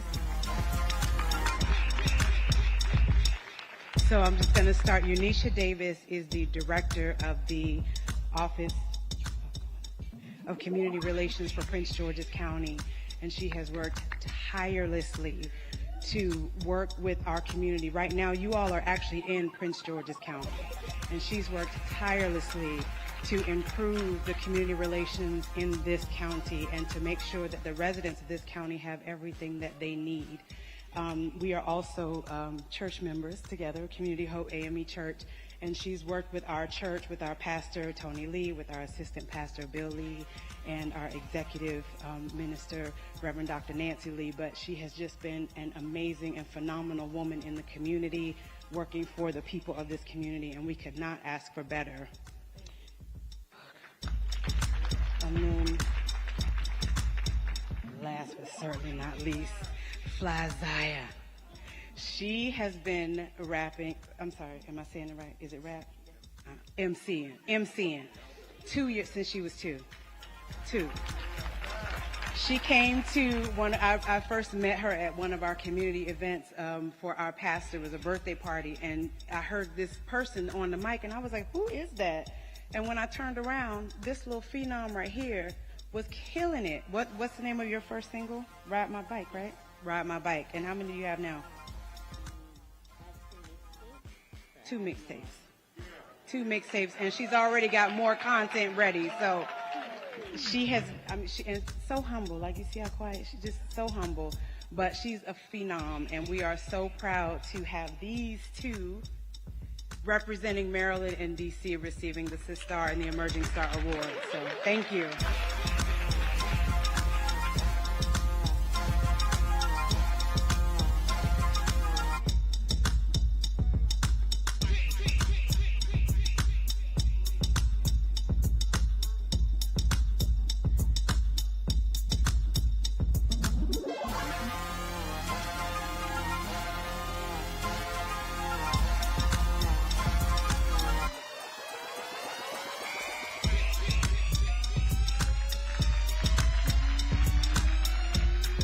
You guys keep it going for DC and Maryland. Now we will have Ohio, the Black Women's Roundtable co-convener, Miss Petey Talley, and after Miss Talley, we will have our final state, Pennsylvania, with Reverend Dr. Judith C. Moore, convener of the Pittsburgh Mon Valley Black Women's Roundtable, Sisters Saving Ourselves. So in that order. Come right on up.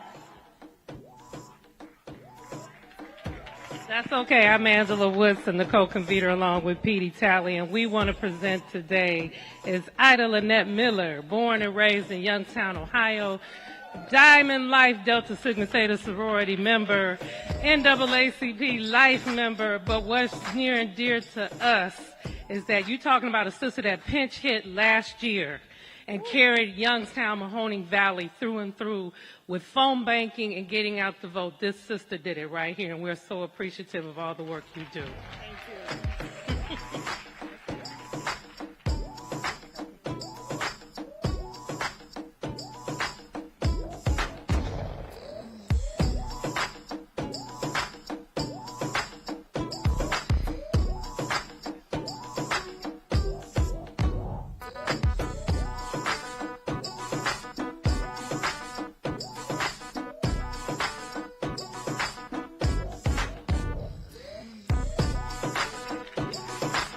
Dr. Moore.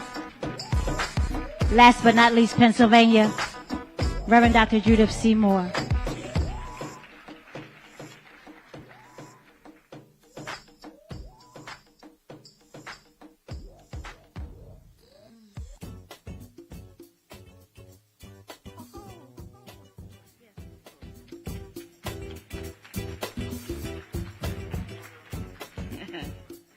I'm excited to stand on behalf of the Pittsburgh Mon Valley Black Women Roundtable. It is my honor to present to you our recipient. She is a sister no matter what time of day or night I call. She says, "What do you want, Rev? What do you need, Rev?" And that's always so humbling for me, is that she never says no. She just figures out how to do it and when to do it. But the one thing I wanted to lift, she's done many, many things, but the one thing I wanted to lift up is that she's passionate about empowering others to achieve their dreams. And her philosophy about life, to thine own self be true. And the great Margaret Mead quote, "Never doubt that a small group of committed citizens can change the world. Indeed, it is the only thing that it ever has." I present to you Mrs. Ginger Underwood Heron.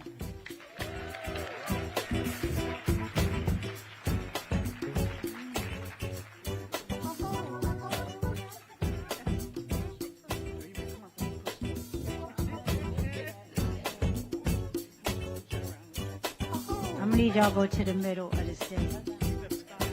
Just go on over there, Reverend.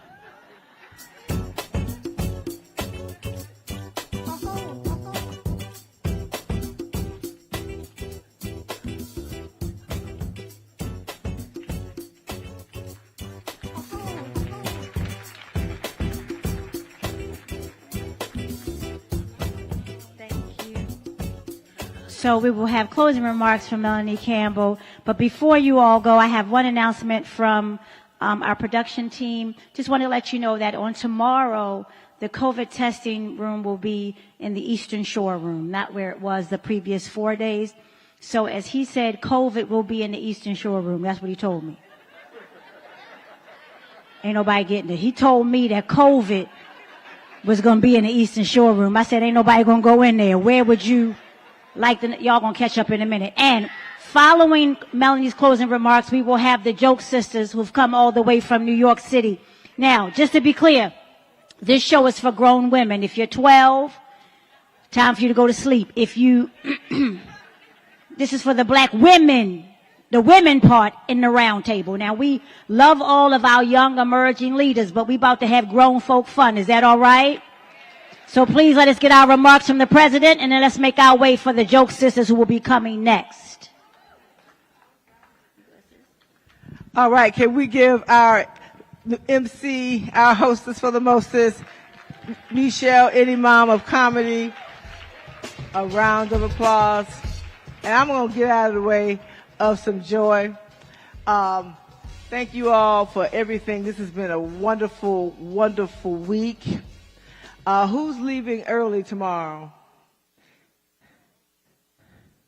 So most of you all will be here in the afternoon. So for those of you all, so let's just say, how would I say this? I want to make sure that those who won't be with us in the morning, that we just want to say, we want to make sure that you have a safe trip home. We love you. And if you haven't seen the date, if someone can hand me that date, we already know we'll be here next year. Thank you to Prince George's County for being such a wonderful. Our girl leave? Did she leave? And when she comes back, let me know because I want to lift you all up. It's been wonderful having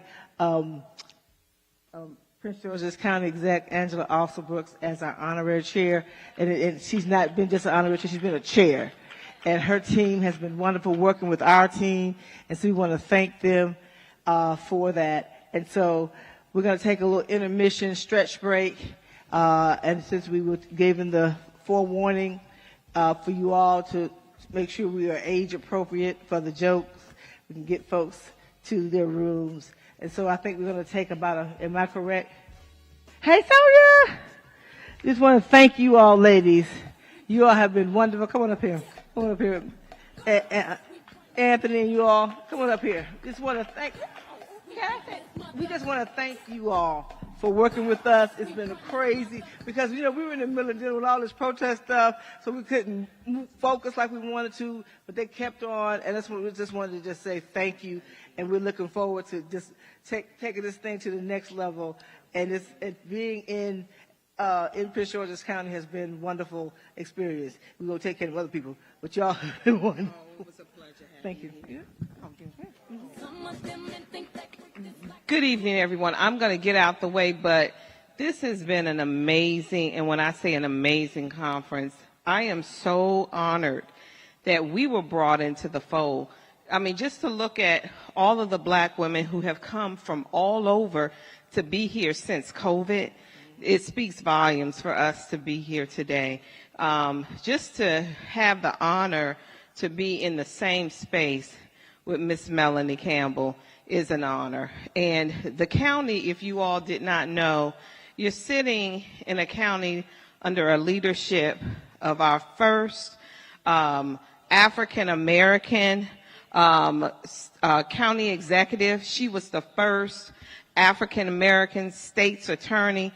She's a powerhouse. She leads this county with 967,000 residents that live in Prince George's County. We are her boots on the ground. We try to represent her, as we say, decent and in order.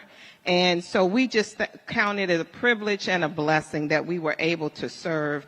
We're looking so forward to next year to do double what we've done. So I wish you guys a continued great stay while you're here, and we look forward to doubling this number for next year.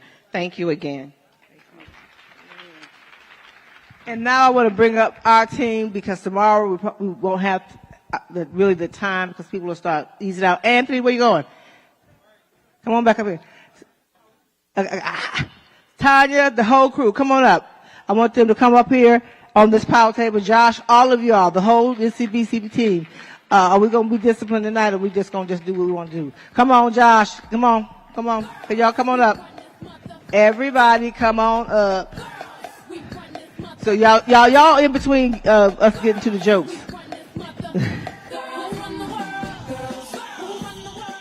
Come on up. Where's Tanya? Oh, there she is. Come on up. Y'all get it. Yep. Keep going down. Come on.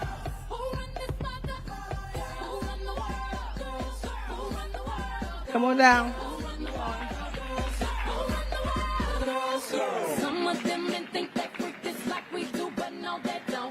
So, he said, this is... Why? I had my wine. Where's Daryl? Why the brothers say? Okay. That's why I had no kids. Thank you. Thank you, thank you. Thank you, thank you. Because this would not, all this happened. Lon, you gonna come up, Lon? Come on up, Lon. It was Angelo. D. Come on up, y'all. Y'all know who you are? Oh, she in the restroom. Oh.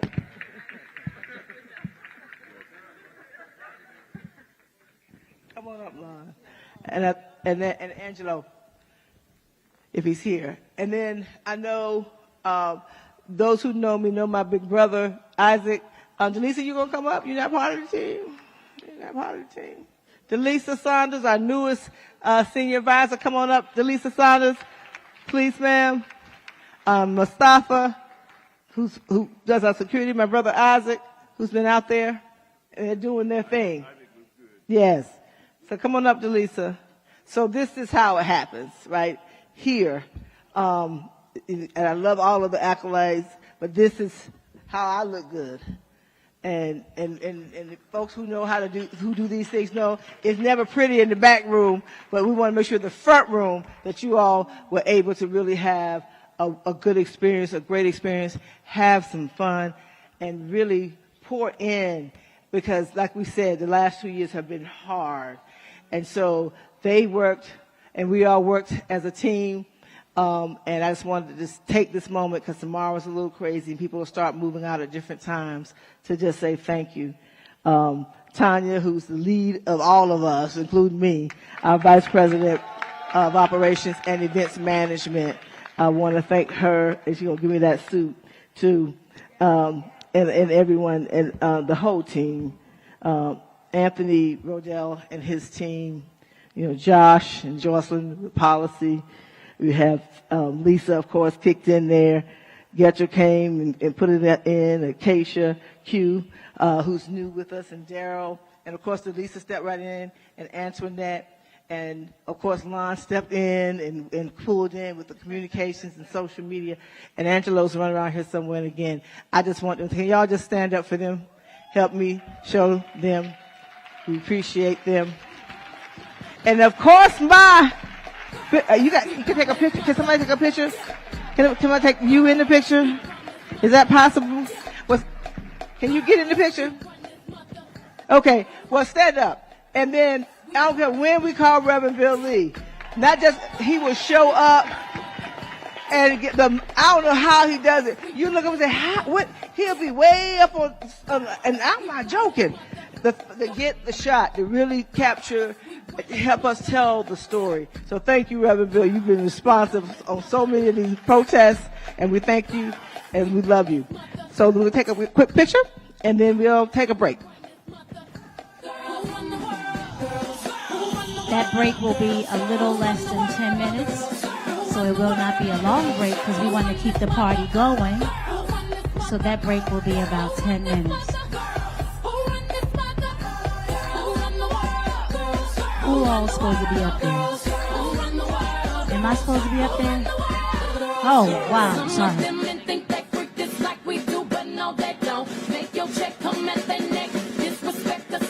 won't. This goes out to all my girls up in the club, rocking the ladies. Who will buy it for themselves and get more money later? I think I need a barber. None of these can find me. I'm so good with this. I remind you I'm so good with this. Boy, I'm just playing. Come here, baby. Hope you still like me. Y'all give it up for the National Coalition on Black Civic Participation in the Black Women's Roundtable, 11th annual. Y'all got 10 minutes and y'all better come back in here ready to laugh. They said, don't go to your room, send your churn upstairs. Send all your churn up there. The bar closes at 10:30. Go have a cocktail because it make the jokes funnier. Go.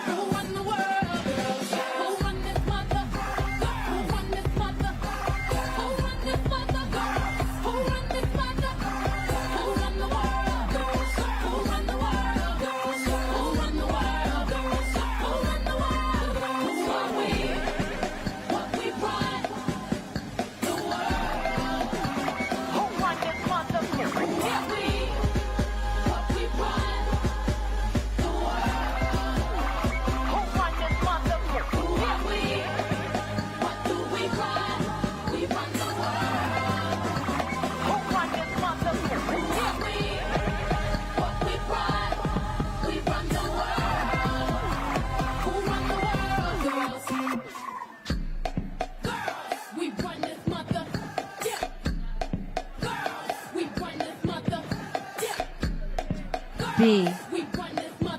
Mugger. B and Mugger. B flat, Mugger. Up here, where I'm over here.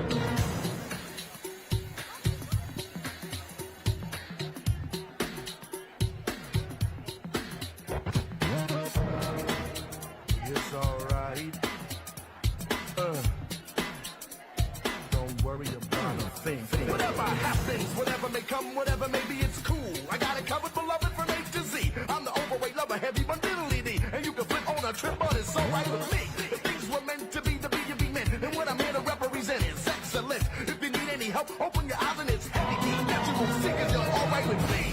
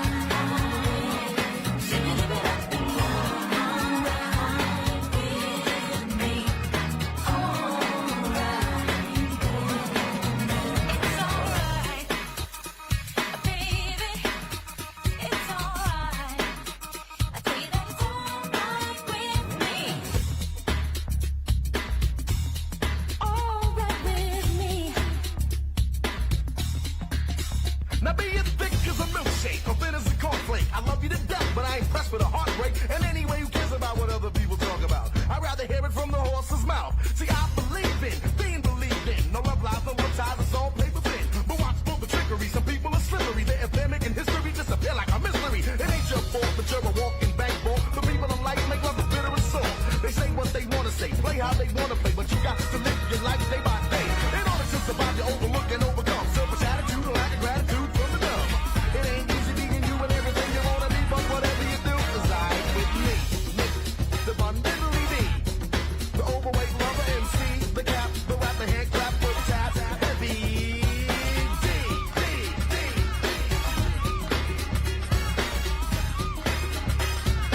All right with me.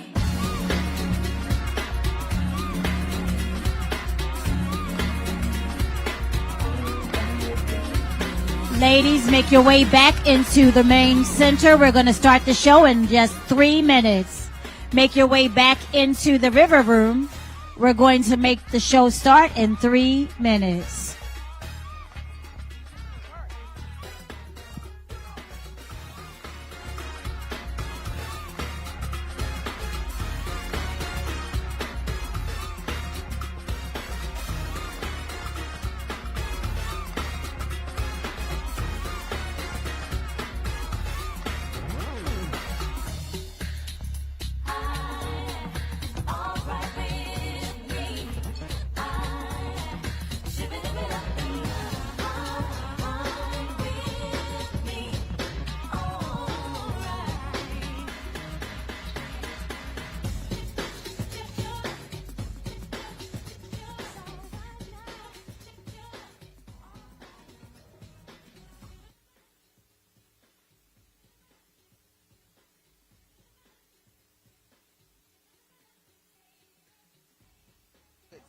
We will be starting the show in just 2 minutes.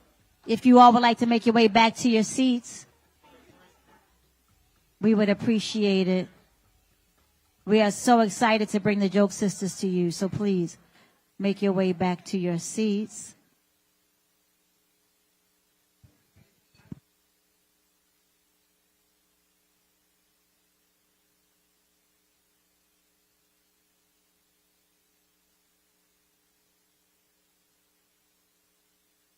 All right, for those of you all who are inside, please take a seat.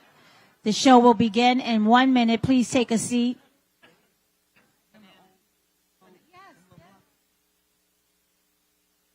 For those of you who are inside, please take a seat. We are starting the show in 30 seconds.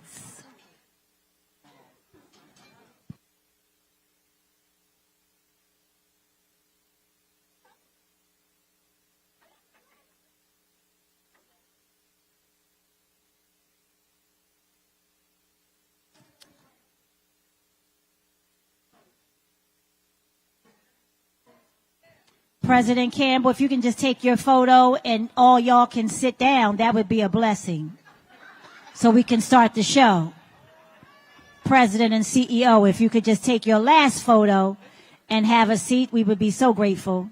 So we can start the show. And the rest of y'all are just looking at her take the picture. If y'all could take a seat, that would be great so we can start the show.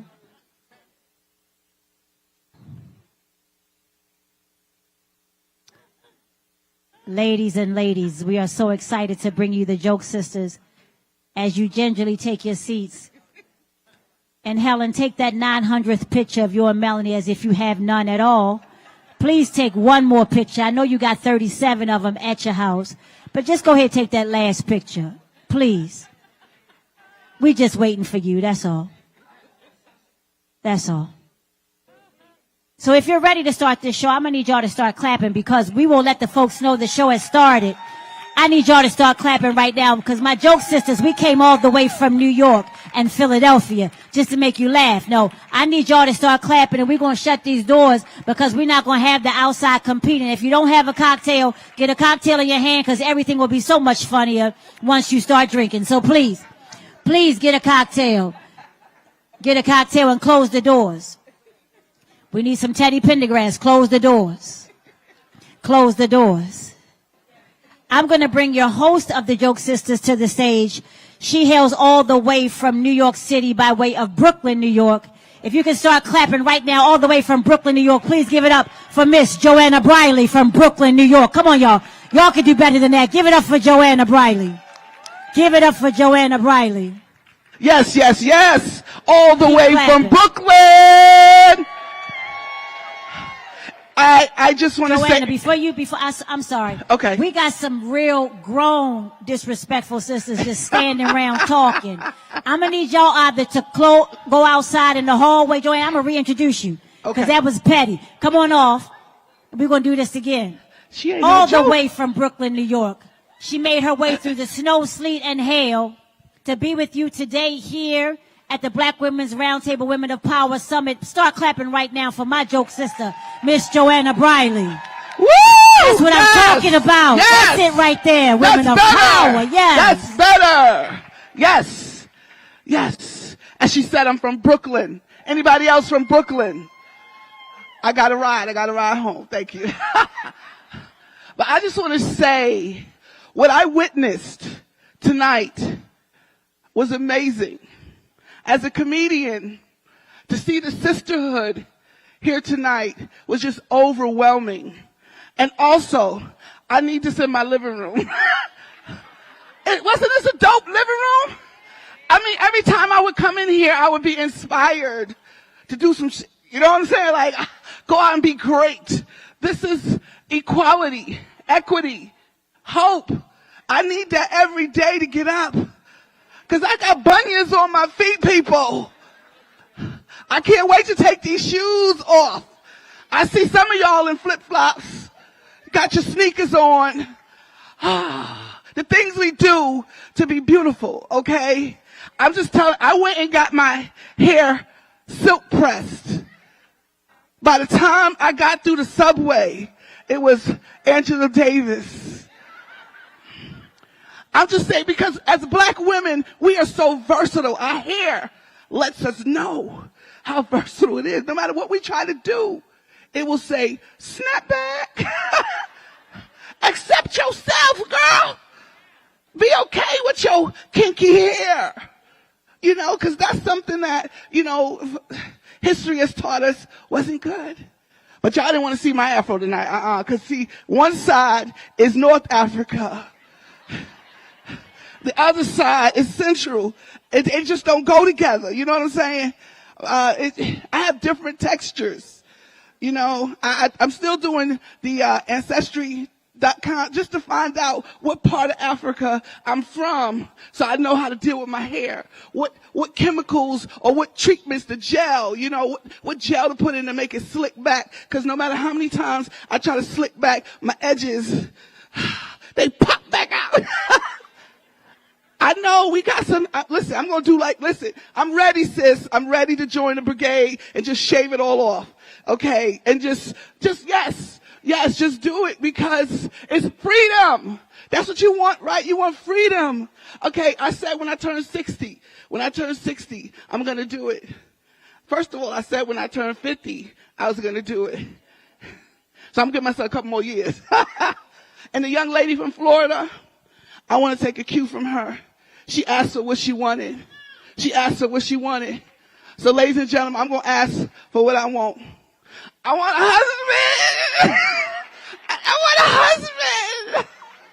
I came here. I was like, maybe some men going to be here because they're going to be women here, you know. But I want a husband. I do. I mean, I'm single.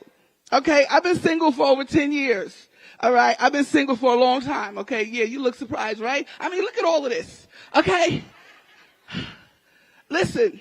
And you know, and so there's things that I do to keep me single because don't judge me. I sleep in a twin bed. Okay. That's how single I am. Okay. I'm in a twin bed. I had a queen size. I did. But every time I rolled over, it was empty. You know how that felt? To be alone in a queen size bed? Exactly. So I got a twin. And now when I roll over, I fall on the floor. Oh, I do. But listen, my Doritos are exactly where I left them. That's where the snacks are, okay? It's hard. And it's hard in New York City to be single. I'm okay with it. You know, it's not a problem. Cause you know, I'm still working on myself. I listen to the women talk about self-care. Self-care for me is more Doritos. I'm working on it. I am. And, trying to live in New York City, it's a little fast paced, just, I don't know if anybody ever rode the subway, but the subway, we have Metro cards. Like, when I'm looking at guys, I'm picky. I like the guys that buy the unlimited. That means he takes a lot of rides, okay? And you don't have to pay for them, all right? Because it's one card for $33. That means he has a job for 7 or 30 days, okay? When you get somebody that buy the 1 or 2 fare card, he going to his parole officer and back. You know what I'm saying? That's not my type. That's not my type. But being single in New York City, I don't have any children either. So just looking at the young ladies up here, I felt like, wow, I'm so glad I don't have any kids. I still did. I was like, it's a lot of work. I just knew I wasn't cut out. I'm a great auntie. I'm a great auntie. I am. I remember my nephew saw me in the subway. He was like, oh my God, you're going to be a great auntie. All I heard was great auntie. So I'm like, ow. No, he was having a baby. So I was going to be a great auntie. So yeah, she's 4 now. And one of the things I love is just spoiling. You spoil them. But now here at the Black Women's Roundtable and the summit, I feel like now there's more for me to do, even with this platform as a stand-up comedian. Michelle, I appreciate you for bringing me here because I know Big Sis, you had a bigger message for me. That's why you had me here with the Joke Sisters, to see the important work that you all are doing. And it's just empowering. So I'm going to take what I got from you here and impart it on the women that I meet in my comedy crew so that we know that we can go out and foster change through laughter, through jokes, okay, and find me a husband in the process. You know what I'm saying? Like, y'all know somebody. Somebody knows somebody. Reverend, I'm just saying, you taking pictures, okay? I only see a few sprinkle in here, I don't know he's spoken for, but I ain't trying to get in no trouble but I appreciate you, Reverend. I know you got a whole church full of them, okay? Just, what's the name of your church so I can lock it in my mind so I can go pay a visit, put some time. You know what I'm saying? I do what I got to do. You know what I'm saying? When's Men's Day? That's all I'm saying. When's Men's Day? I want to find a righteous man. You know what I'm saying? I don't know. Y'all ain't speaking up. I'm just saying. I'm asking for what I want. You know what I'm saying? That's where I'm at in my life. I got benefits. I got a good job. You know what I'm saying? I got a pension. So, I'm looking to, what's that? Equally yoked. Find someone pass it. Equally yoked. That's the terminology, right?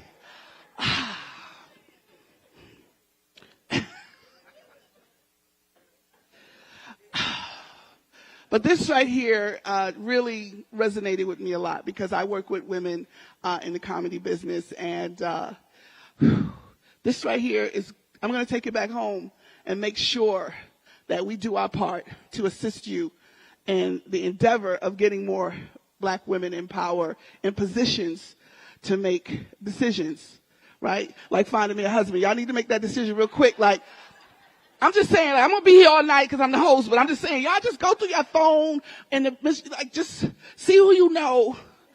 There go my information up there. Just take a screenshot, Take a screenshot and just say, hey, she was funny and she's single. You know what I'm saying? Because men love funny women, right, Reverend? They like funny women because funny women make them laugh, right? That's what you want. You want laughter. So, sis, you know somebody, right? You know somebody? Get your phone out. I'm just saying, get your phone out. Take it in the back. Take it out. Like, just help a sister out, okay? Because sometimes if you don't ask, it's always a no. That's what I learned. If you don't ask, it's always a no. All right? So that's my goal, is to get married by Tuesday. Anybody? Reverend. And we can do it tonight. We got everybody here. I'm just saying, like, I don't even need a ring. There go flowers. I'm just saying, I'm good. I'm good, long as he's a righteous man. Okay.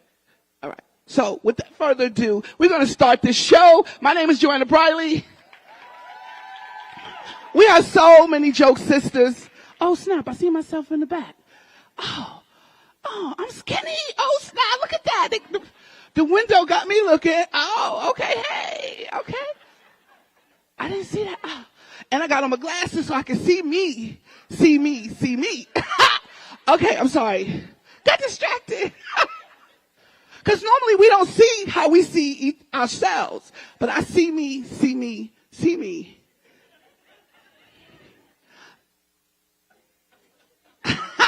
I look good, okay. Reverend, you got pictures of me, right? So just let them know, let the boys know. Joanna Briley. I'm a Scorpio, November 18th. Holla, Scorpios in the building. You know it's right. You know.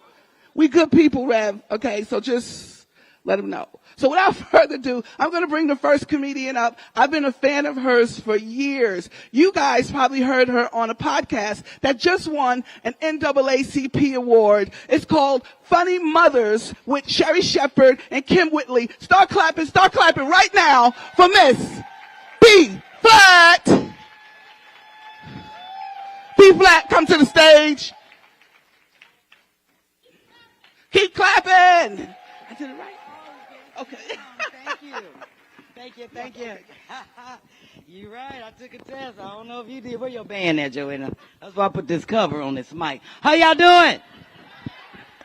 I ain't even know if I was going to get a little song or something. I ain't getting no little song or nothing. Joanna, did you get a song when you came on stage?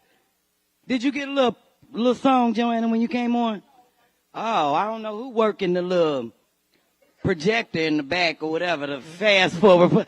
I don't care about that. I don't need no song. How y'all doing? Everybody in here looking good, looking beautiful, like music. Ladies, y'all give yourself a round of applause. There's some brothers in here. The one brother look Johnny Gill over there with the chest out, looking like Charlie Murphy. He having a good ass time up in here. That brother sitting back there with his wife, he like, oh, she done drugged me up here.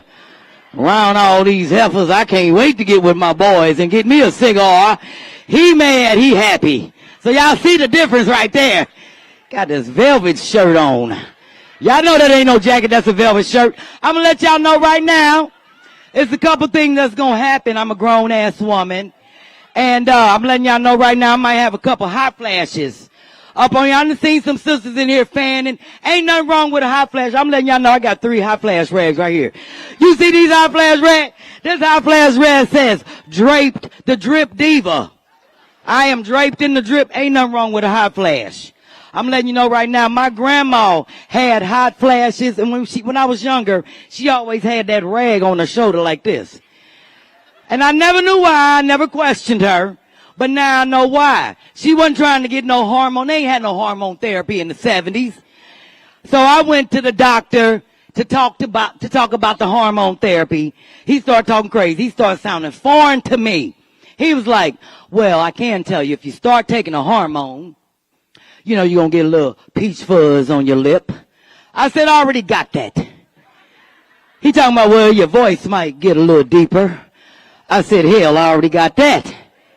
He talking about, well, you're going to get some chest hairs, and if you start taking a hormone, you got to do it throughout your menopause. I said, y'all ain't got no rags up in here like my grandma? Are y'all prescribing those? Because I can take 2 of them. I can take 2 hits to the neck. So that's what this rag say, 2 hits to the neck, flash life. I was like, I ain't getting none of that. I got all that. The deep voice. Y'all hear this voice. I can't do nothing about it. I've been sounding like this since I was 5 years old. Now, y'all think about it. Back in the day, y'all know this is old school right here. I'm about to hip y'all to it. When the little kids used to get up and entertain everybody downstairs in the basement somewhere in the living room. Oh, I'm 5 years old. My mama had me in there singing Lou Rawls, Barry White. She'd be like, now, baby girl, we was down there practicing that song. And you sound just like your daddy. So you just go on out there and sing that song. Oh, yeah, I'm the only one 5 years old. Now, my brother over here is singing Denise Williams. Right? He got the high voice. He all on the silly of me. I'm all over here talking about whatever.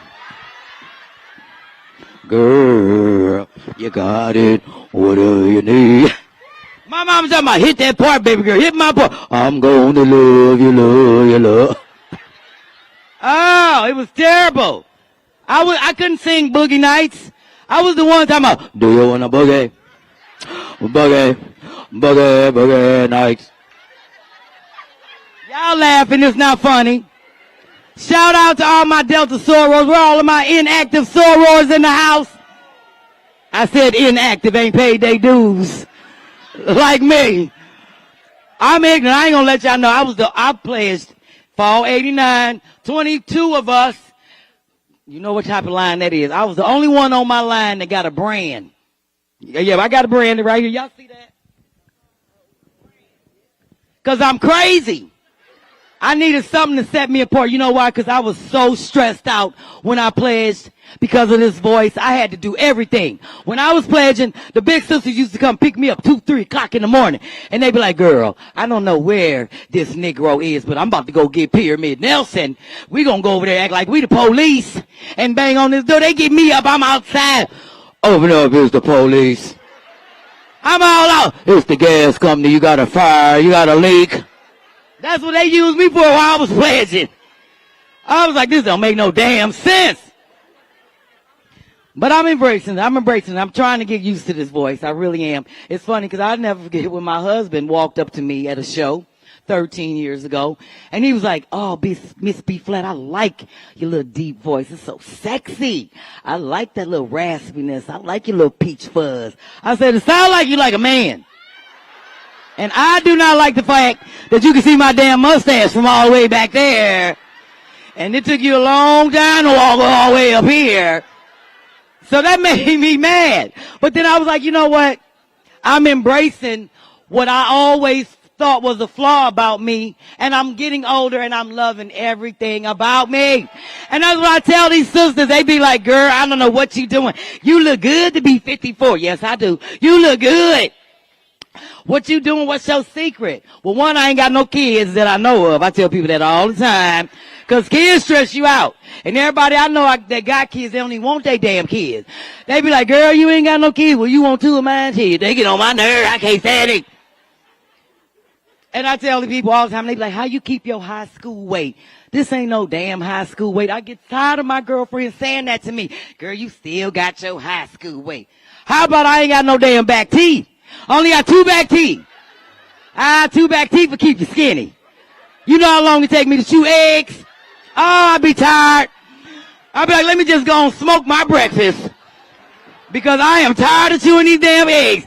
Believe me, back in the day when they used to tell you chew your food 32 times when you got all your teeth. Guess how many times you gotta do that when you only got 2 back teeth?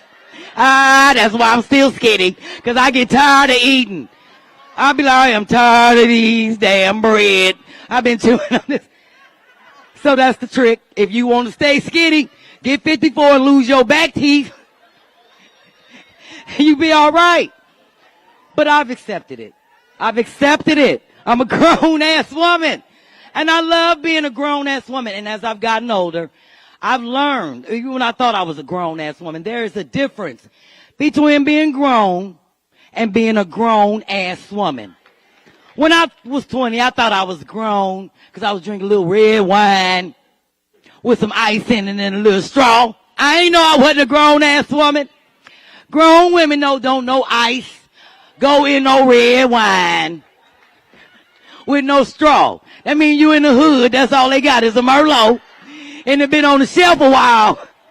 They don't want you to taste that racidness. So if you're a grown-ass woman, you know the difference. You know what else makes me a grown-ass woman? Ha! I got a panty liner on right now for no reason. Ha ha! Girlfriend over here feels me. That's a grown woman right there. Well, you know what? I ain't even got no drawers on. I just got the panty liner right. Because I got to the point where I don't need no drawers no more. Hot flashes and drawers don't go together. They don't. I can't even remember last time I put some drawers on. I said, Lord, I hope this panty liner don't start sliding down my leg. Because you know how you be at work? You got your pants on and that panty liner start moving down your leg. You get that little knot right here. You be like, girl, how you doing today? You got to talk to him with your leg kicked back till you make it to the bathroom. Like, oh, Lord, this panty liner done sweated down my leg. Now y'all see how ignorant I am. That's why I don't need no kids. I'm too old to be trying to have my first child. And I'm old school. I ain't gonna lie to y'all. I got married 13 years ago. My husband is 16 years younger than me. Yes, I'm bad. Oh, wait a minute. I still got it.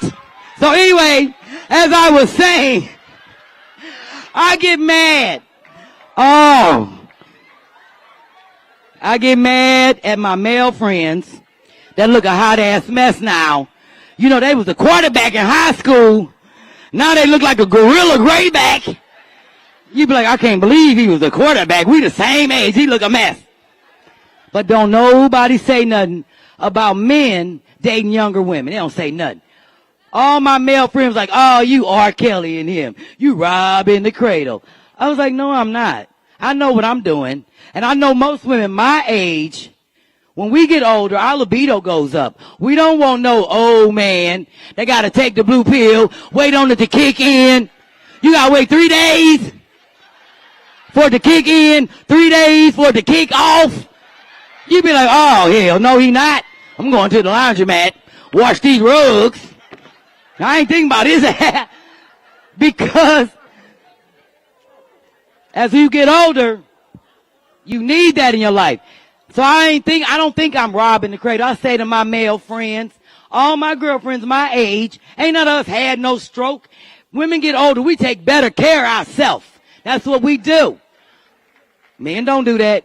They go out and get a young woman, think that's going to take care of them. She can't cook, can't do nothing. I know this for a fact. My friend Keith, 53 years old, he having a stroke. His girlfriend think he Millie rocking. His arm about to go out. She talking about, go daddy, go daddy. Wait a minute, he's stanky legged. His leg about to go out. Do the stanky leg. She all. I said, see, you need to teach these young girls how to recognize the signs of a stroke. Instead of worried about what I'm doing. I'm all that. I'm telling y'all the truth. That's why I was like, I ain't thinking about them talking about me and my husband. We've been married 13 years. And I love it. We still getting used to each other. Like we don't have no kids. I got married when I was 40-some years old. I did not want to be having my first child at 40. I was like, you know what? If I ain't did it by now, forget it. Because I didn't want to have to be one of them people that go in there and take that amniotic fluid test. You know what that is? When you get over a certain age, they stick your needle in your stomach to see if your baby gonna be messed up. Because they like, you know what, you are 47. You probably shouldn't be having your first baby, so we gonna check them out. They stick you with that needle, show everything. The baby be grown as hell, got a mustache and graduated, saving you money on Geico. The doctor looking at the damn ultrasound like he grown. The baby in there like this, smoking a cigar. Ha! I'd be like, bring him out, bring him out. Ha! I done did my job. I'm telling y'all right now, I just know me. I never wanted to be a mother out of wedlock, so I just didn't do it. But I was a stepmom. And I was the best, worst stepmom ever. You know why I was the best? Because I didn't give a damn what the child did. And that made me the worst because I didn't give a what the child. You're not my child. All I do is do your daddy. Don't be asking me mama stuff. You supposed to ask me stepmama stuff like, do you got a cigarette? That's stepmama stuff. Can you take me around here and get some more pads? Yes, get in the car. That's stepmama stuff. Can we do it down here in the basement by the hot water heater? Yes, I ain't going to tell your daddy. But see, my stepdaughter had me messed up. She used to ask me mama stuff, take her to school, comb her hair. You got me messed up. No, I just do stepmama stuff. She 15 years old, came in the house 3 o'clock in the morning, messed me up. Because if I came in the house, I would be dead. Wherever I'm at 3 o'clock in the morning, I live there.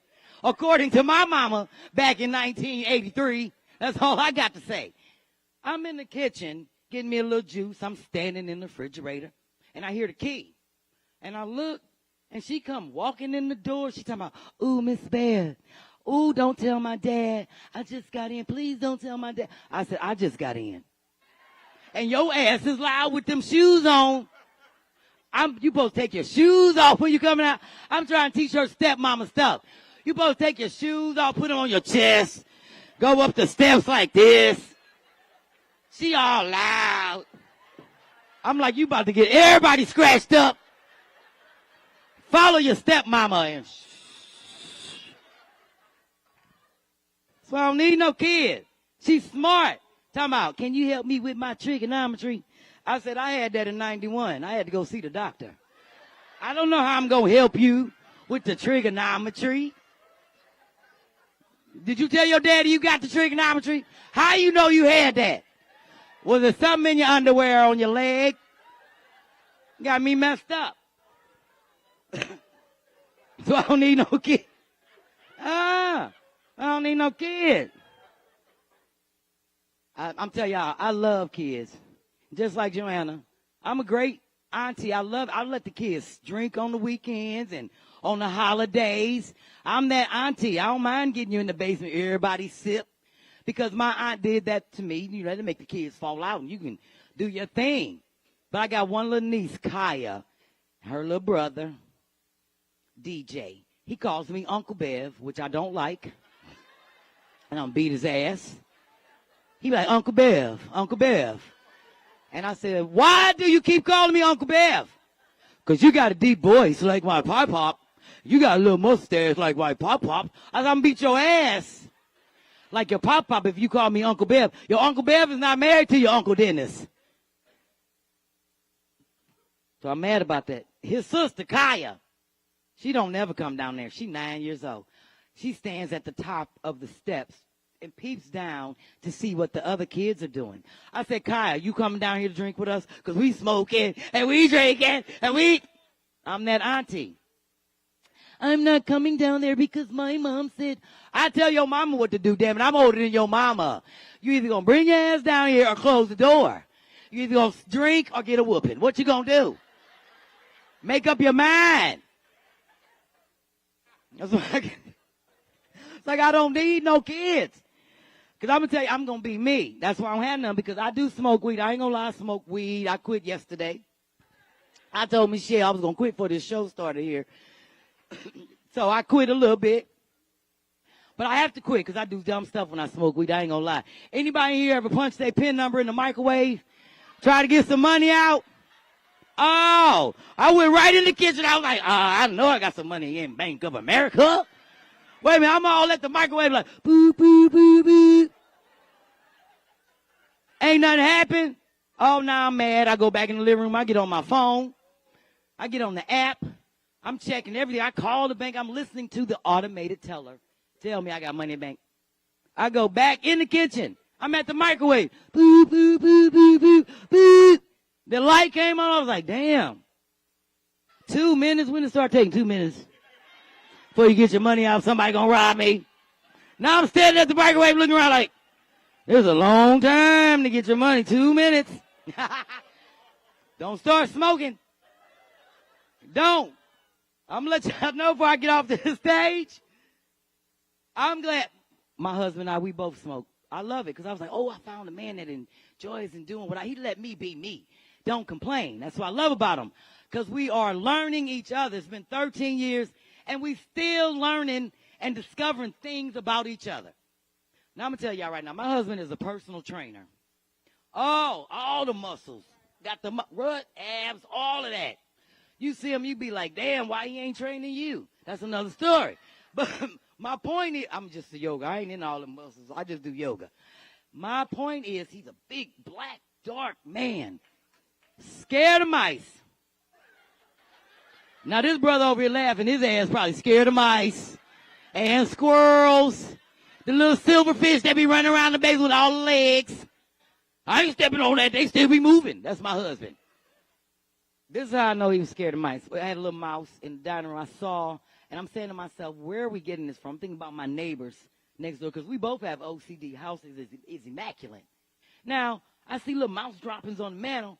I tell my husband, I said, Bug, I saw mouse droppings. I think that's what it is.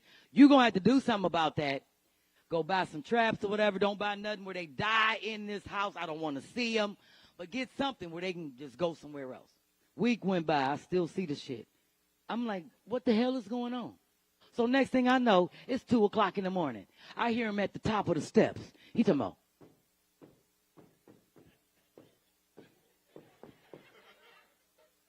I got out the bed. I said, what are you doing? You going to wake the neighbors making all that noise at the steps? He talking about, I'm letting the mouse know I'm coming down there so they can get out my way. Talking about, I'm coming down the steps. Get out the dining room. I was like, he's a damn genius. We've been doing that for years. Every morning we get over, like, we coming down the steps. Get out our dining room. Y'all, that's my time. I hope y'all enjoyed the show. I'm B Flat. And look, if you want to get you some hot flash rags that say the Drip Diva, swagged in the sweat, Flash Life, you can get them on buyjack.com/B Flat. And if you're not doing anything on a Tuesday night, please watch my DIY podcast live with Sherry Shepherd. And we do all of this. We flip your shit and make it fly. Excuse the French. Excuse the French. But yeah, so make sure you go to buyjack.com, get you some flash rags. I see you, girlfriend. I ain't use this one if you want it. It's clean. I see you. And this one right here, it says, flushed and still fly, swagged in the sweat. So I'm going to let you borrow that. You got to give it back. Thank y'all so much. I'm B Flat. Keep it going. Keep it going. Keep it going. Oh. Listen. Did she do a split?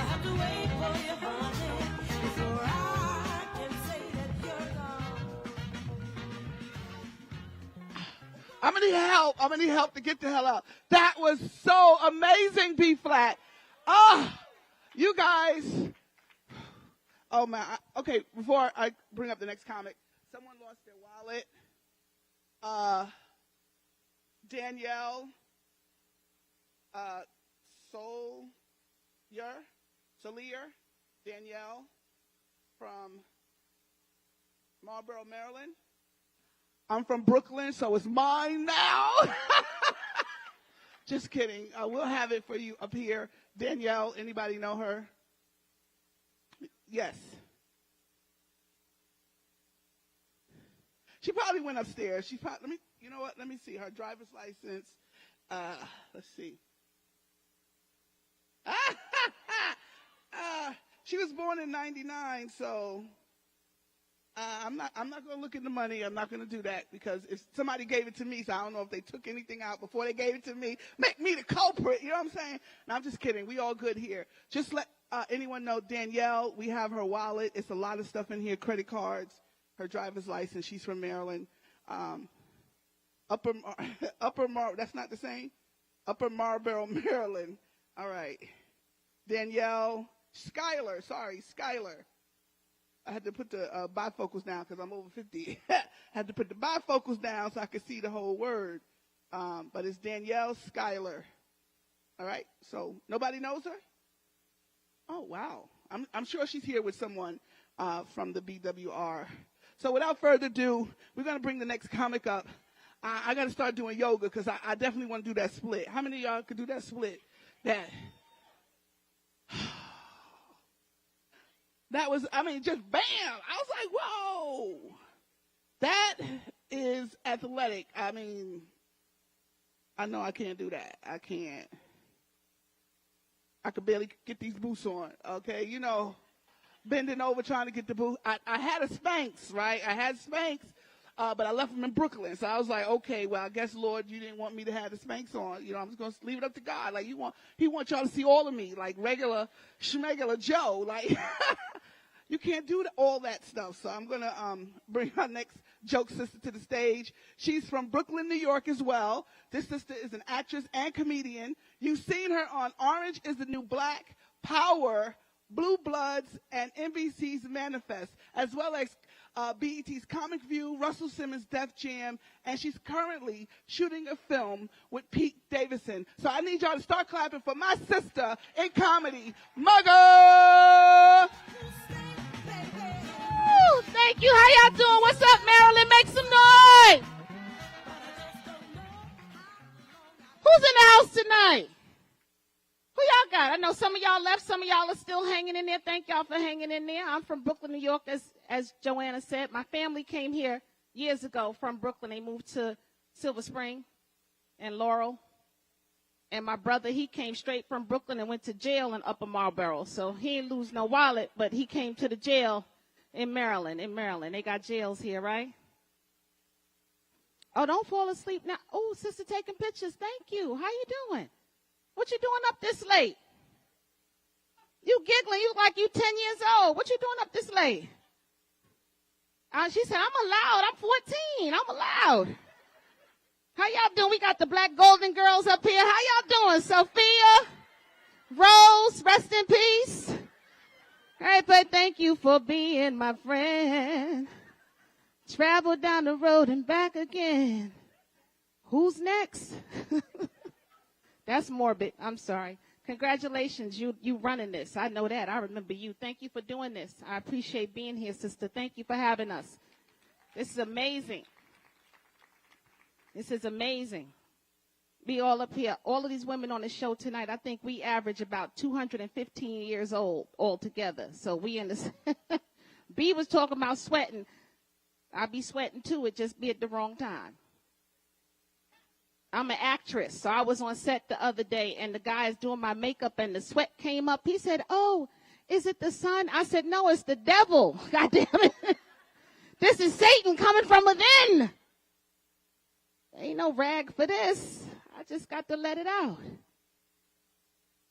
I'm from Brooklyn. I'm from a rough part of Brooklyn, but I wasn't no hard person. I'm like a nerdy Brooklyn type of person, but I know how to stop some stuff if I need to.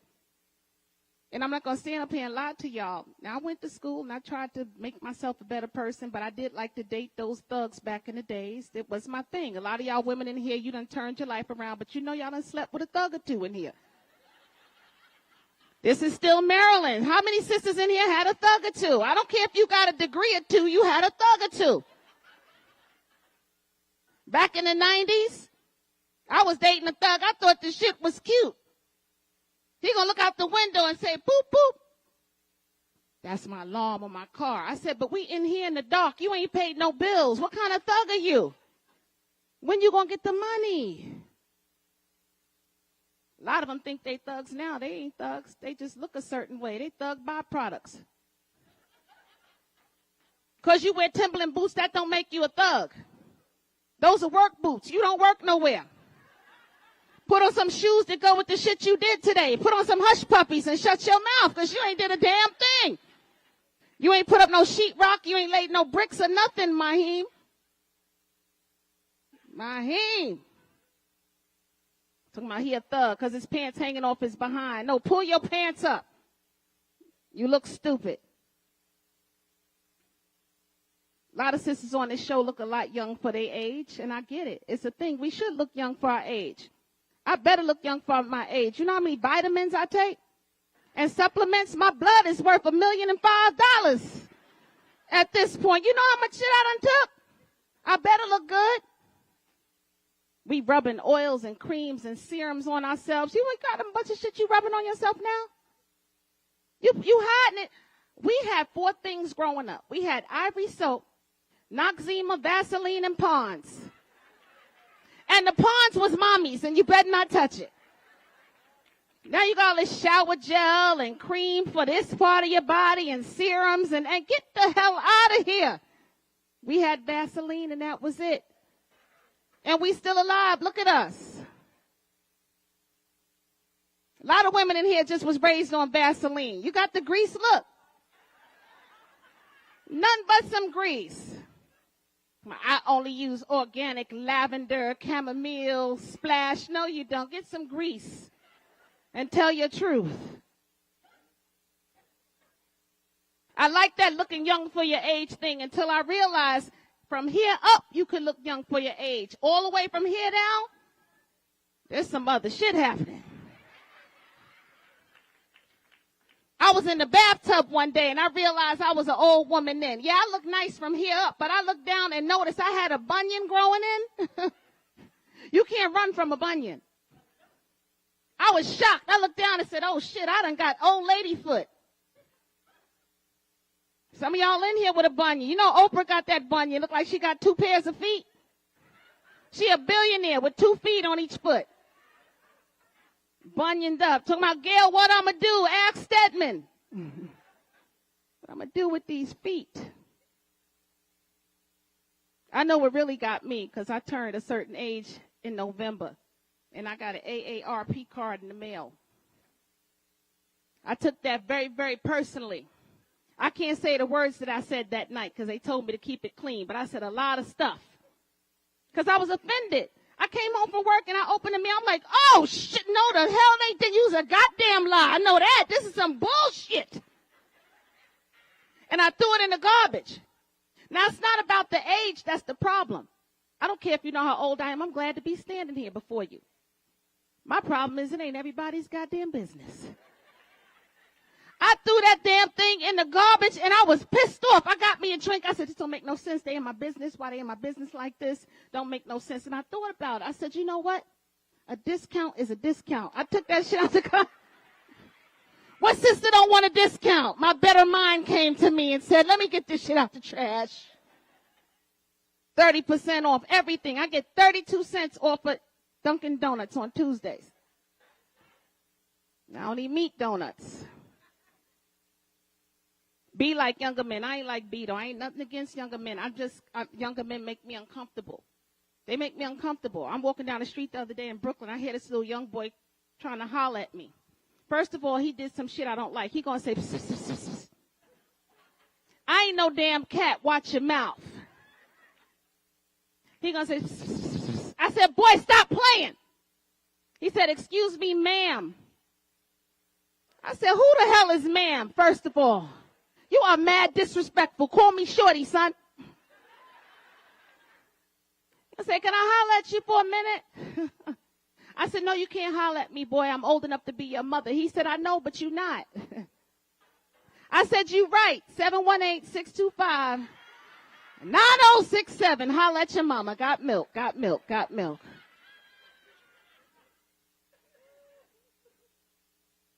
Uncomfortable. I got a friend. She like it. She like younger men. They call it being a cougar. Any cougars in here? Some of y'all ain't cougars. You just nasty ass old cats. Leave them boys alone. Talking about messing with the kids. I got a girlfriend. She took her cougarization a little bit too far. I called her 6:30 on a Wednesday night. I said, Cheryl, let's go out and get some drinks. She said, I can't go out tonight, girl. I'm helping my boo with his homework. I said, you ain't no damn cougar. You a pedophile. You need to register Monday. Going all the way to jail. I like my men old and consistent. Because all you got to do now is drug them. I ain't talking about the little blue pill. I drugged a man the other night. I ain't give him no damn Viagra. I gave him the little blue pill. Tylenol PM. I put his ass to sleep. Said bloop, bloop, bloop.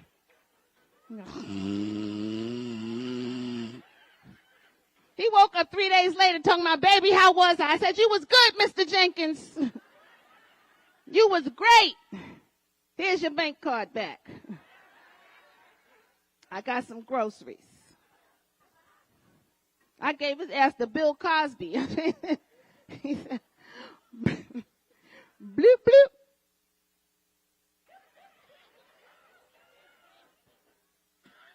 He has a pudding pop. He didn't do it. He didn't do it. Difficult. I can't say a lot of jokes I want to say tonight, but I'm going to say some of them. I'm trying to be respectable as my dress. A lot of sisters will compliment me on my dress. Thank y'all. Thank y'all. All my $40. Thank y'all. I'm from Brooklyn. I went to Harlem to the market on 116th Street to get this dress. You from Harlem, sis? I turned the corner and saw it hanging there. I said, that's it. because I don't like to shop. I said, that's it. I'm going to wear that. That's going to be it. Ain't nobody a better haggler than an African sister, though. Black women, we good, but the African sister, I turned around. I said, how much is this dress? She said, oh, sister, my sister. When they call you your sister, that's when they're going to start. My sister, how much do you have? I said, first of all, I don't have nothing. I need to go to the ATM. The ATM was broken. It was unplugged. She said, my sister, I get to you for $40. I said, I don't have $40. I got to go to the ATM and get some money. She said, my name is Fatu. I said, oh, shit, I'm in trouble. Fatu. She gave me I said, Fatu, what I'm going to do to get you this money? I need to find an ATM. She said, don't go nowhere, my sister. You got Cash App? Oh, shit. Fatu had Cash App at the African Mart. 31, 32, 33. She'll give you Cash App. My number, 212-1255. Ain't nobody slicker than an African woman. Black women, we got some stuff with us, but African sisters is on some other stuff. I recently found out that I'm 33% Nigerian. Some of us don't. I did my mitochondrial DNA. That's the mother's DNA. I found out that I am Nigerian. Now, at first I was excited because I want to know where I'm from. But then I was like, oh, damn. Nigerians, those are the swindlers and the scammers. I'm a piece of shit African, ain't I? No, I'm keeping it real. I was hoping I was from Ghana or Senegal or something. It was like, Nigeria, all right. My great-great-great-great-great-great-great-grandfather was Mamadou Madoff. He was swindling everybody, stealing shit all over Nigeria. I'm ashamed. A lot of people want to know where they came from. I don't. I seen my family. I know they ain't shit. Here or in Africa. Found out I was 8% Irish. 8% Irish. All my white privilege is hiding on the inside. I ain't getting nothing on the outside with my white girlness. I don't like everybody calling black women queens. Everybody can't be a queen. Some of y'all don't like that. I'm going to say that tonight. Every black woman is not a queen. Somebody got to be a peasant.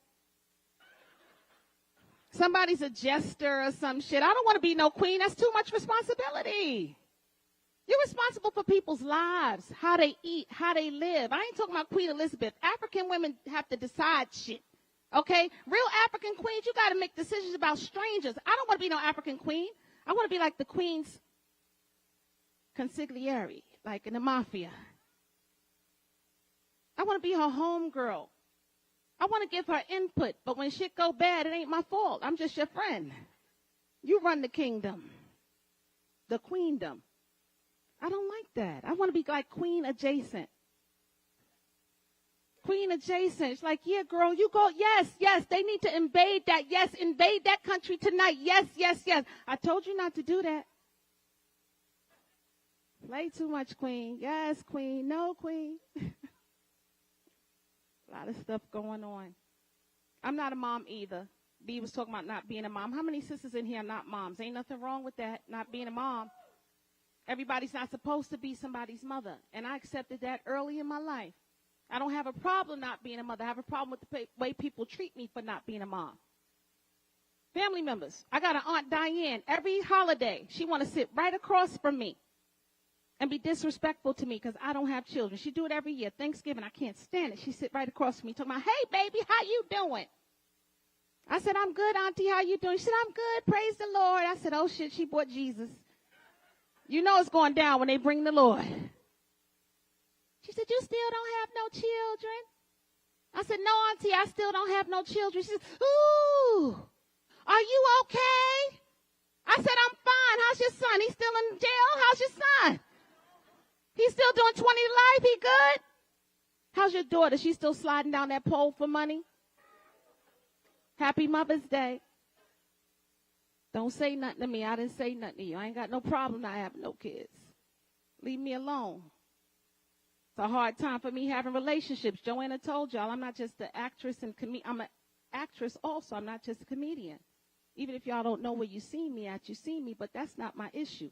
Dating makes that a problem because I date insecure men. How many sisters here ever dated an insecure man? It ain't nothing to be proud of. It's just who they are.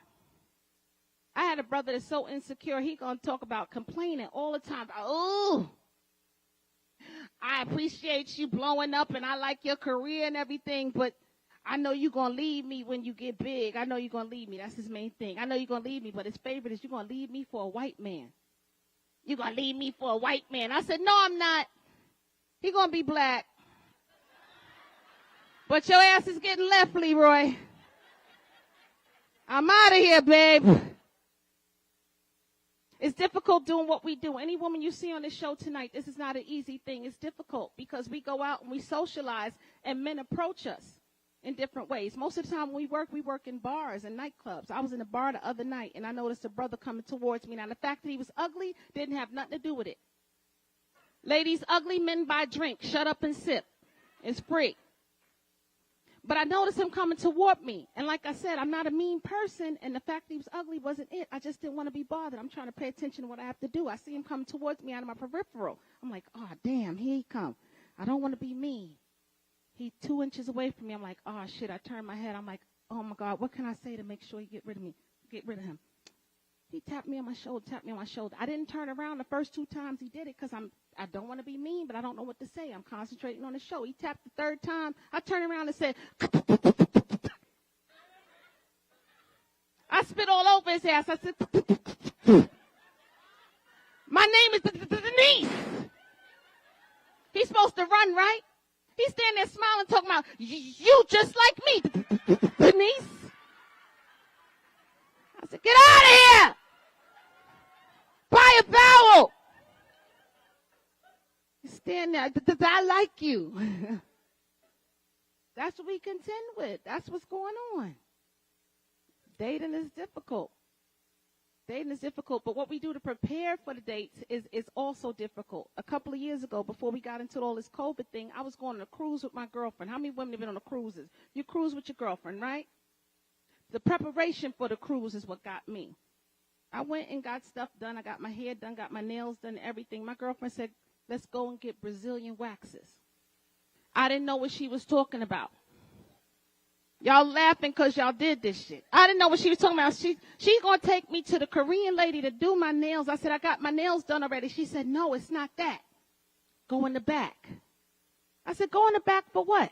She said, go in the back. I went in the back, and it was a gurney in the back, like a hospital bed. I said, Miss Kim, why you got a gurney back here? You're not in the medical profession. She said, I do your nails and your feet first. You lay down, I do for you, Brazil. I said, Miss Kim, first of all, you're not Brazilian. You Korean, and you did my nails and feet. She said, lay down, be still, I do for you. I'm not being racist. That's how Miss Kim sound. I laid on the gurney. Miss Kim got out a bowl of hot bubbling wax. It's about 3,000 degrees. And she had a spatula, like a spatula from the kitchen. And she took a scoop of this stuff and spatulaed it out and slapped that shit on my leg. And took out a big piece of linen and stuck it on and rubbed and rubbed and rubbed and ripped. And when she ripped, I kicked the shit out of Miss Kim. What's the matter with you? What kind of Chinese Brazilian shit is you into? When my leg went back down, I couldn't move because of the pain. I was stuck. Then I looked down and noticed how cute it looked. I said, Miss Kim, you do good work. It was smooth. And I'm shaking because I'm shaken by the whole situation. She said, why you shake? I said, Miss Kim, it hurt. But I'm only giving you $5. So after I helped her up, I looked down and noticed that my lips were swollen. I said, Miss Kim, this is abusive. I'm calling somebody because nothing is right about the situation. And they swell up to the size of a Cornish hen. I had a little Cornish hen. I said, Miss Kim, where I get a Cornish hen from? But my baby liked Cornish hens, so I just made some macaroni and potato salad and some greens. And said, bon appetit. We going on a cruise. That's Miss Kim's fault. That's what she did. I'm saying a bunch of stuff I ain't supposed to be saying, but I got a good feeling I won't be back. So I'm going to just keep saying shit.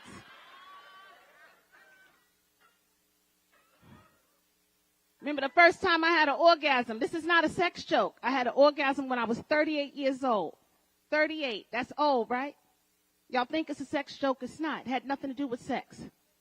I had an orgasm for the first time when I met a man with a pay stub. I said, oh, shit, a check!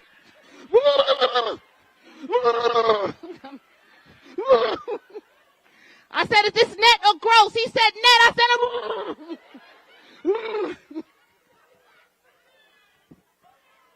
give me a cigarette. I'm finished. Everything ain't about sex. You can laugh. I won't be back. Next time you see me, it'll be on TV. Not in Maryland. I'm serious. It's a lot. It's a lot.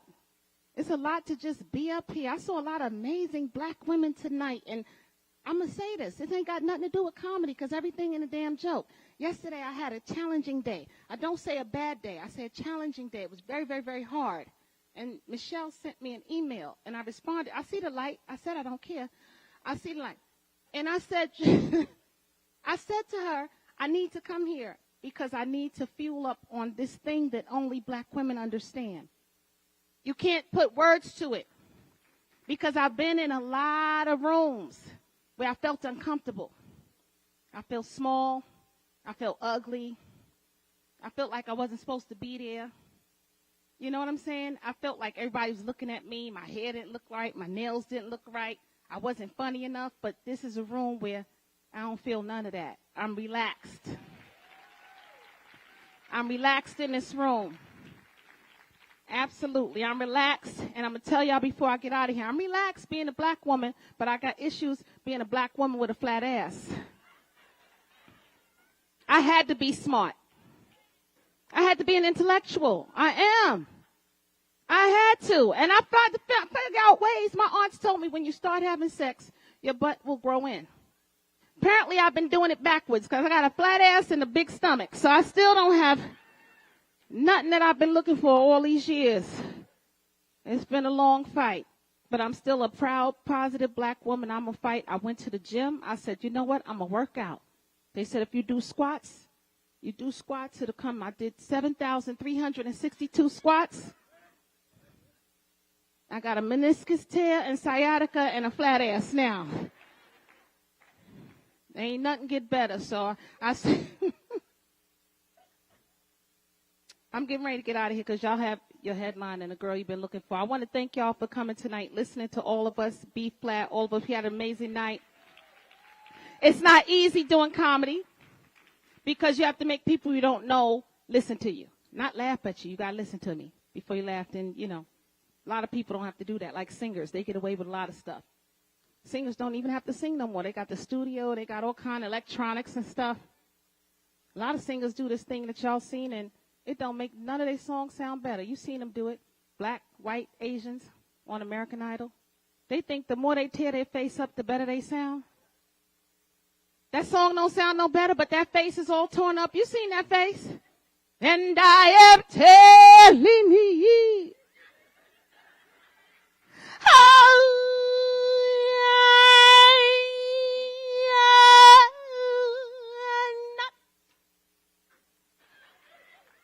Going.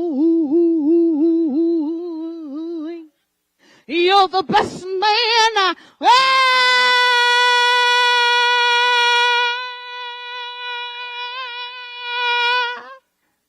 but no, there's no way I can. Are you gonna be? Say you're gonna be. Are you gonna be? That's not even the same damn song. You're gonna love.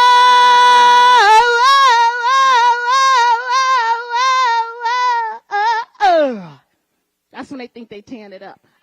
You're gonna love.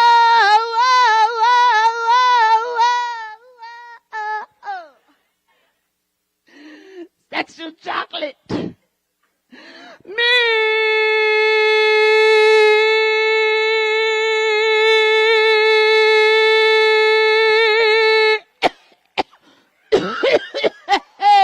My name is Milka. Peace and love, y'all. Thank you so much. Shout out to black women everywhere. Congratulations to all of y'all tonight who won, and thank you. This show is dedicated to Tracy Braxton. Rest in glory, sis.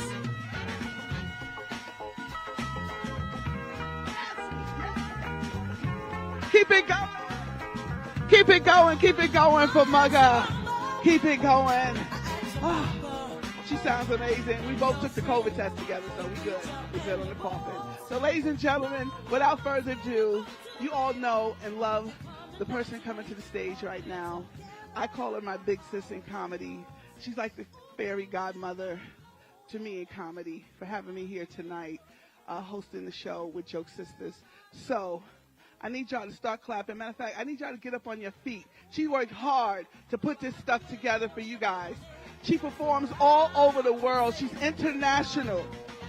And she works tirelessly for the cause. I need y'all to start clapping for our sister, the one, the only, the Michelle, the indie mom of comedy.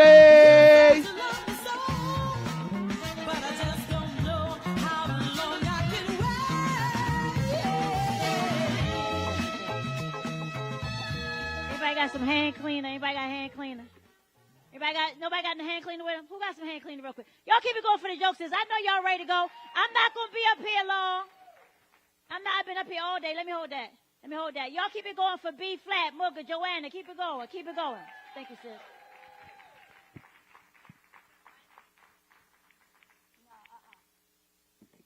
Now, I love every last one of them, right?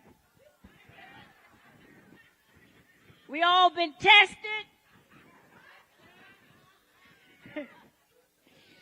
We all been tested, but they might not have COVID, but they got something. They got something. So one of them got something.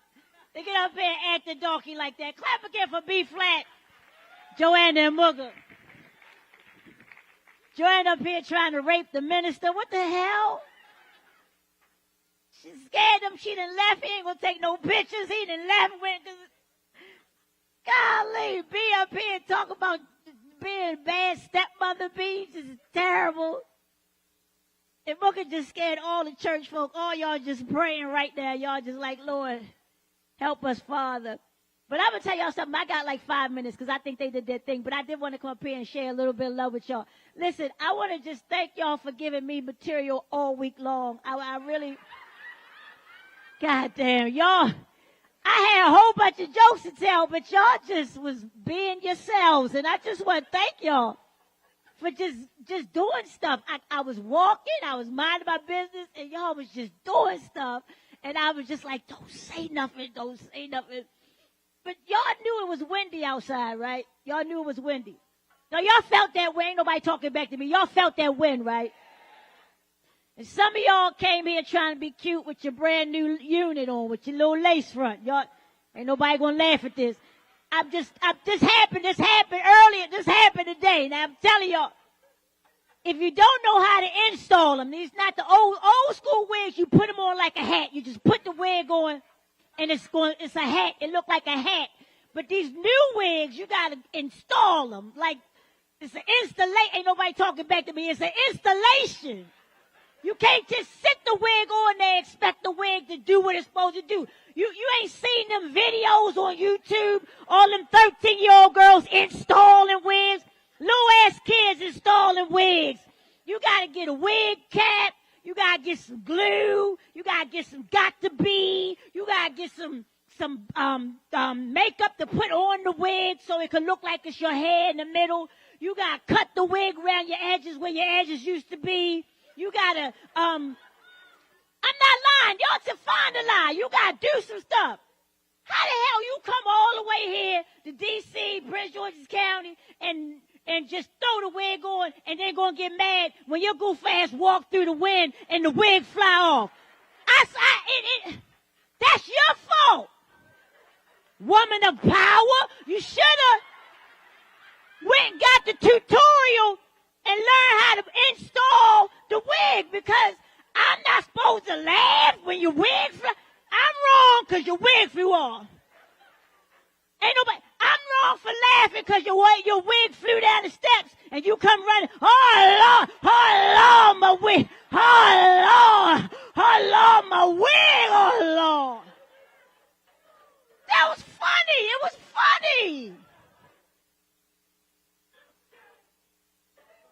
nobody laughing because you was standing behind and talking about, oh, Lord, help her, Lord. Oh, Lord, she ain't. Oh, Lord. And then some of y'all came in here and y'all ain't learned. So listen, you supposed to have your heels with some flats in the bag. Now, most of y'all is grown. Teach these young girls that was in my girls' track. If you're gonna wear some heels, have some flats. Then they come walking like, oh shit. Oh. I said, where's your flats? What's flats? I'm like, girl power.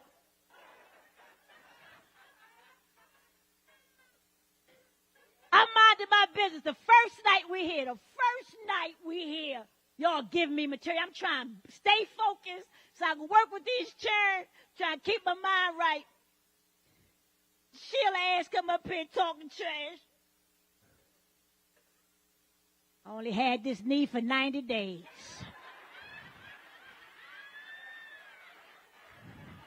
Find the lie. Didn't Sheila get up here and tell us that she just got that knee? She ain't even got benefits for the knee. It take 90 days to get benefits. Y'all slow. It take 90 days for your benefits to kick in. She get up here, I got 90 days on this. And the doctor told me knees is for walking and not for sitting. And we was all with her, and then out of nowhere, here she go, low-key bragging. Low-key bragging. I got the new knee. Got me a new husband. Ain't nobody asked you about your goof-ass husband, Sheila. Showing off. With your knee and your thing and the knee and the husband. And you know half the women that ain't got no man, they had no what's name, they was mad. There she go. You know some of y'all ain't had no what's name since King March crossed the bridge. Ain't had no what's name since the bloody Sunday at Selma.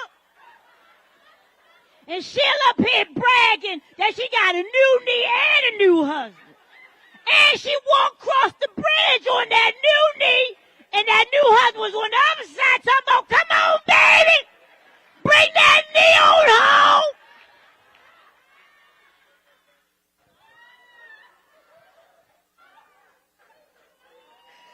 I've been trying to mind my business, but y'all make it so hard for me to behave. Golly. I'm just trying to behave. You know, you can't, do y'all understand that them little burgers was little for a reason? Them little ass plates was little for, ain't nobody talking back to me. Them little ass plates was little for a reason. The hell you doing piling up burgers on your plate like you Blimpy from Popeye? Who the hell? You ain't got no good sense. You're supposed to put 2 burgers on the plate. That's it. Talk about, I'm going to wrap these up, take them upstairs. No, you not. We at the Gaylord National Resort. We ain't wrapping up no burgers and taking them to the room.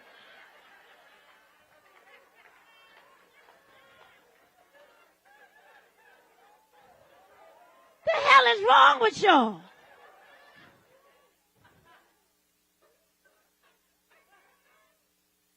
That's what I love about y'all. Y'all are some of the most powerful women I ever met in my entire life. And I love when you all are on point and you are on message and you are doing what you got to do. My favorite part to all this, and I'm one of them people, my soror and them make fun of me because I drink Angry Orchard. That's all I can really handle. Mel, you know I really can't drink. I drink a little Angry Orchard, have a little champagne or something. I love when y'all finish working. Man, y'all shut the bar down. Harassing the servers. Ooh, the other night the server got cussed out in Jesus' name the other night. My big sister, I hope she in here. I'm going to tell the truth and shame the devil. I hope you in here. Tish, where you at? Tish cussed that server out in Hebrew. It was beautiful. Yeah, she did, Mel. He came over there, and it was Tanya too, bless his name. She cussed him out in Hebrew, and Tanya translated it to Southeast. It was beautiful.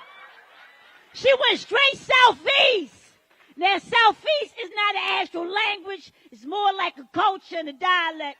But Tanya gave what he was looking for because he came over there and they had ordered up 9 million drinks. It was beautiful. They was getting drinks for everybody. Everybody had a drink. It was like Oprah. You get a drink. You get a drink. You get a drink. You get a drink. And you get a drink. And my man come over there with the wrong thing. Tanya said, could you put it on the room? True story. I can't make this stuff up. I told you I was minding my business. I was just sitting there drinking my Angry Orchard. Tanya was so nice. Can you put it on the room? Because everybody feeling nice. We feeling festive. Feeling festive. He says, what is the room number? She gave the man the room number. He said, is this really your room? Find the lie. Am I lying, Tanya? Is this really your room? Tanya said, well, y'all ever seen Tanya twist her face up? Like you the dumbest person that ever walked on the face of the earth. What you mean? And when I saw them locks start doing like this, I said, it's about to be a situation. And I started backing up because the brother, he didn't understand. He said, no, because sometimes the people come here and they say it's their room and they don't have a room. And then here come Tish. Forget all that lobbyist stuff. Forget all that Robert Wood Johnson, all that titles. Tish went straight Dothan, Alabama. What is you talking about? The hell is you talking about? Is it her? And I don't know why she was bent over like this. What is you talking about? Is this her? What are you? I ain't seen you. Now this one I lost it. I lost it on this one. Tish said, I didn't see you ask near a white girl over there. Them 2 white girls been sitting there all night, drinking and drinking. You ain't asking was it their room number. What is you talking about? Cause I'm finna, we're not finna sit here.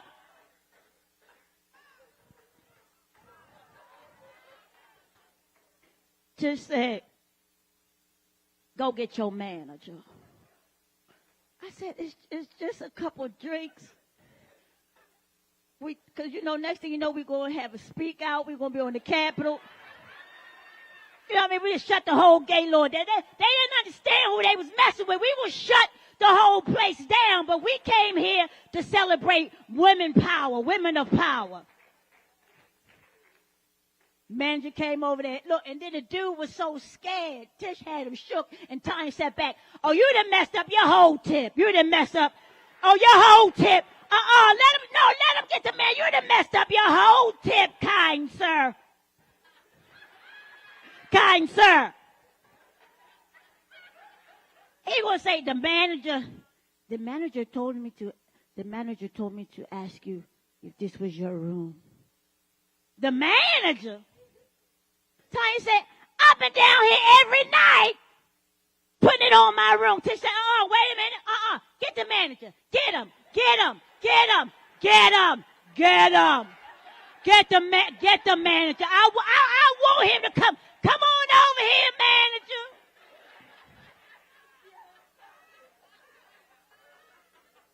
And that manager came over there, looked like he had seen the Holy Ghost himself. He was so afraid. He wasn't certain as to what was going to be the outcome of this situation. And Tish said, let me talk to you for a minute. Y'all ain't asked not near white girl. Was it their room? And it was like, if the white girls was just mind their business, and Tish just, these white girls right here. I'm like, why are you pointing? Them white girls ain't even do nothing to you, Letitia. White girls all scared. No, I don't even know. Like, it wasn't even like, no, it wasn't me. Like, he was rude. I'm with you, sister. Now we got allies. Now we got black women and allies at the bar.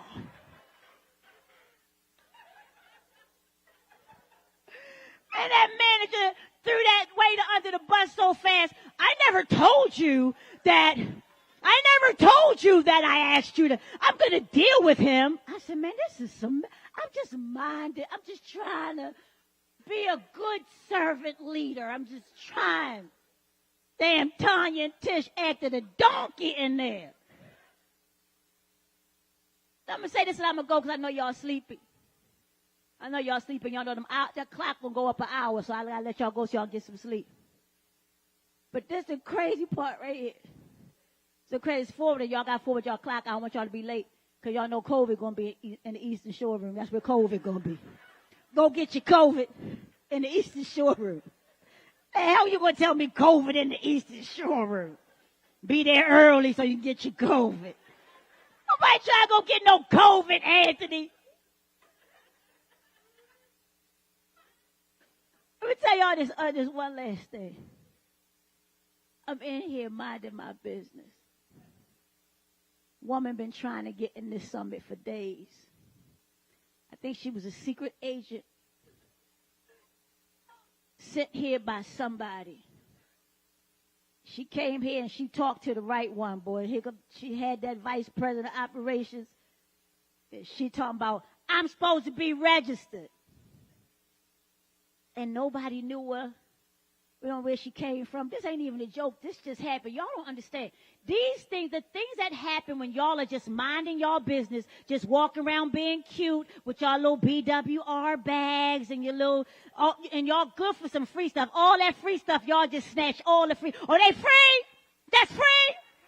What size y'all got? It's free? Them hats free? Them t-shirts free? Y'all so intellectual and beautiful and educated and credentialed, but y'all be wanting free stuff. Y'all just be like, that's free. Then you go tell everybody else, oh, they got some free stuff over here. Y'all better come get it before it's all gone. And wrap up some of them sandwiches because we're going to take them upstairs.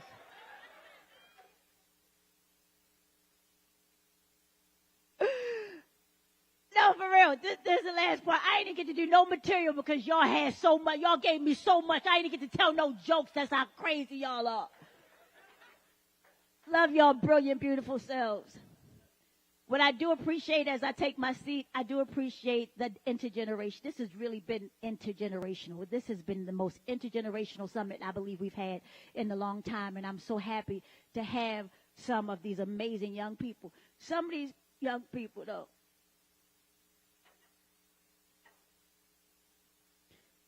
some of them y'all could have just let them watch it on Hoover. You know, because sometimes, not these young people, but, you know, sometimes you just can't take everybody. Sometimes everybody can't come. Some of these grown-ass women wasn't ready to come yet. They was like, where we go? We going to D.C. What we going to do? It's going to be a summit. One woman said to me, I ain't never been here. I've never been to D.C. But I met a lady, she got me a ticket, and I came. And I said, bless your name. And she started running around handing out pamphlets. I'm not making this up. It's a woman handing out pamphlets for some stuff we don't know who she is. She just handing out pamphlets. She walked up to me and Joyce, you still in here? She walked up to me and Joyce on the day and she said, here, I'm doing this and I want you to do this, that, and the third and this, that. And we in the middle of like the luncheon. And I'm originally from Baltimore City, so I have special needs. I'm in Brooklyn now, but I got special needs. You can't just walk up with some flyers unsolicited into the Black Women's Round Table. You ain't been checked out and certified and verified. You can't just slide some flyers on the table talking about this for you. I said, ma'am, and if you're in here, bless you. Ma'am, you can't put that flyer on all the tables, man. These things have to be cleared with Miss Tanya Tyson. I'm sure you don't really want to go talk to Tanya right now. After one of the elders just cussed her out at the check-in table, you don't want to do that. This woman was handing out flyers. Sometimes, y'all, we have to help them along the way when we bring them to these kinds of experiences. We have to educate them as to what is really happening. We're here for everybody. It's for everybody. Nobody said, now there's some people here on the come up, but God always does the separating. God always lets you know who's here for the right reasons. And I believe all of y'all came with a good intention, but if you bring some flyers and they ain't been verified and checked, I'm going to shut it down. I mean, we can't put no flyer on no table, lady, and get them sandwiches out your purse. Take your goof ass upstairs and lay down somewhere and ask the Lord, is he pleased with your behavior? Is God pleased with you?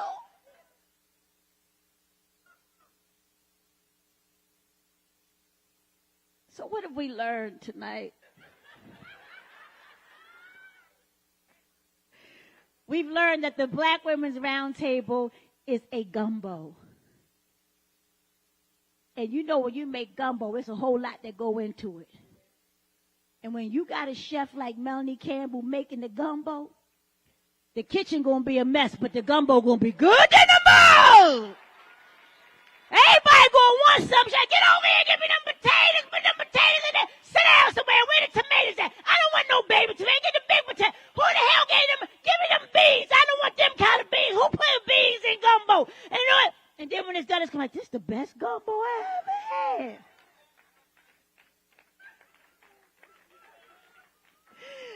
And when you saying stuff in love, it's received in love, right? I wouldn't want a better pot of gumbo made by a better cook ever, and I thank God for my sorrow. So thank y'all so much for allowing. I'm going to ask all the joke sisters to come back on stage and take a bow. I've been your last joke sister, Michelle, the indie mom of comedy. I want to have Joanna Briley, B Flat, and Mooga come back up here. And I hope that you guys had a good time tonight.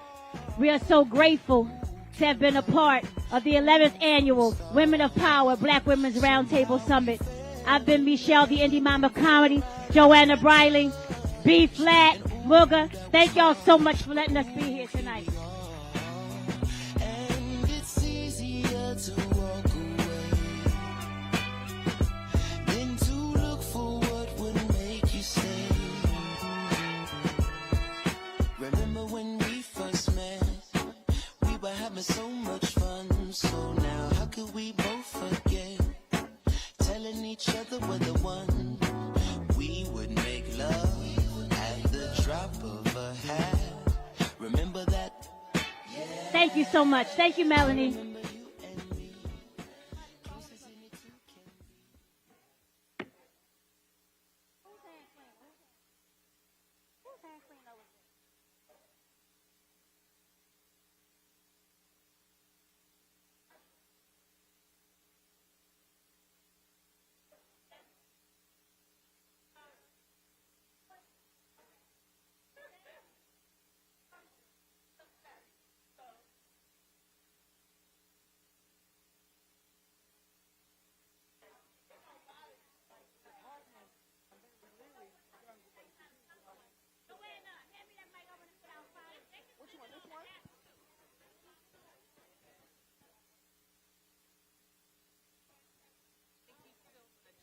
You.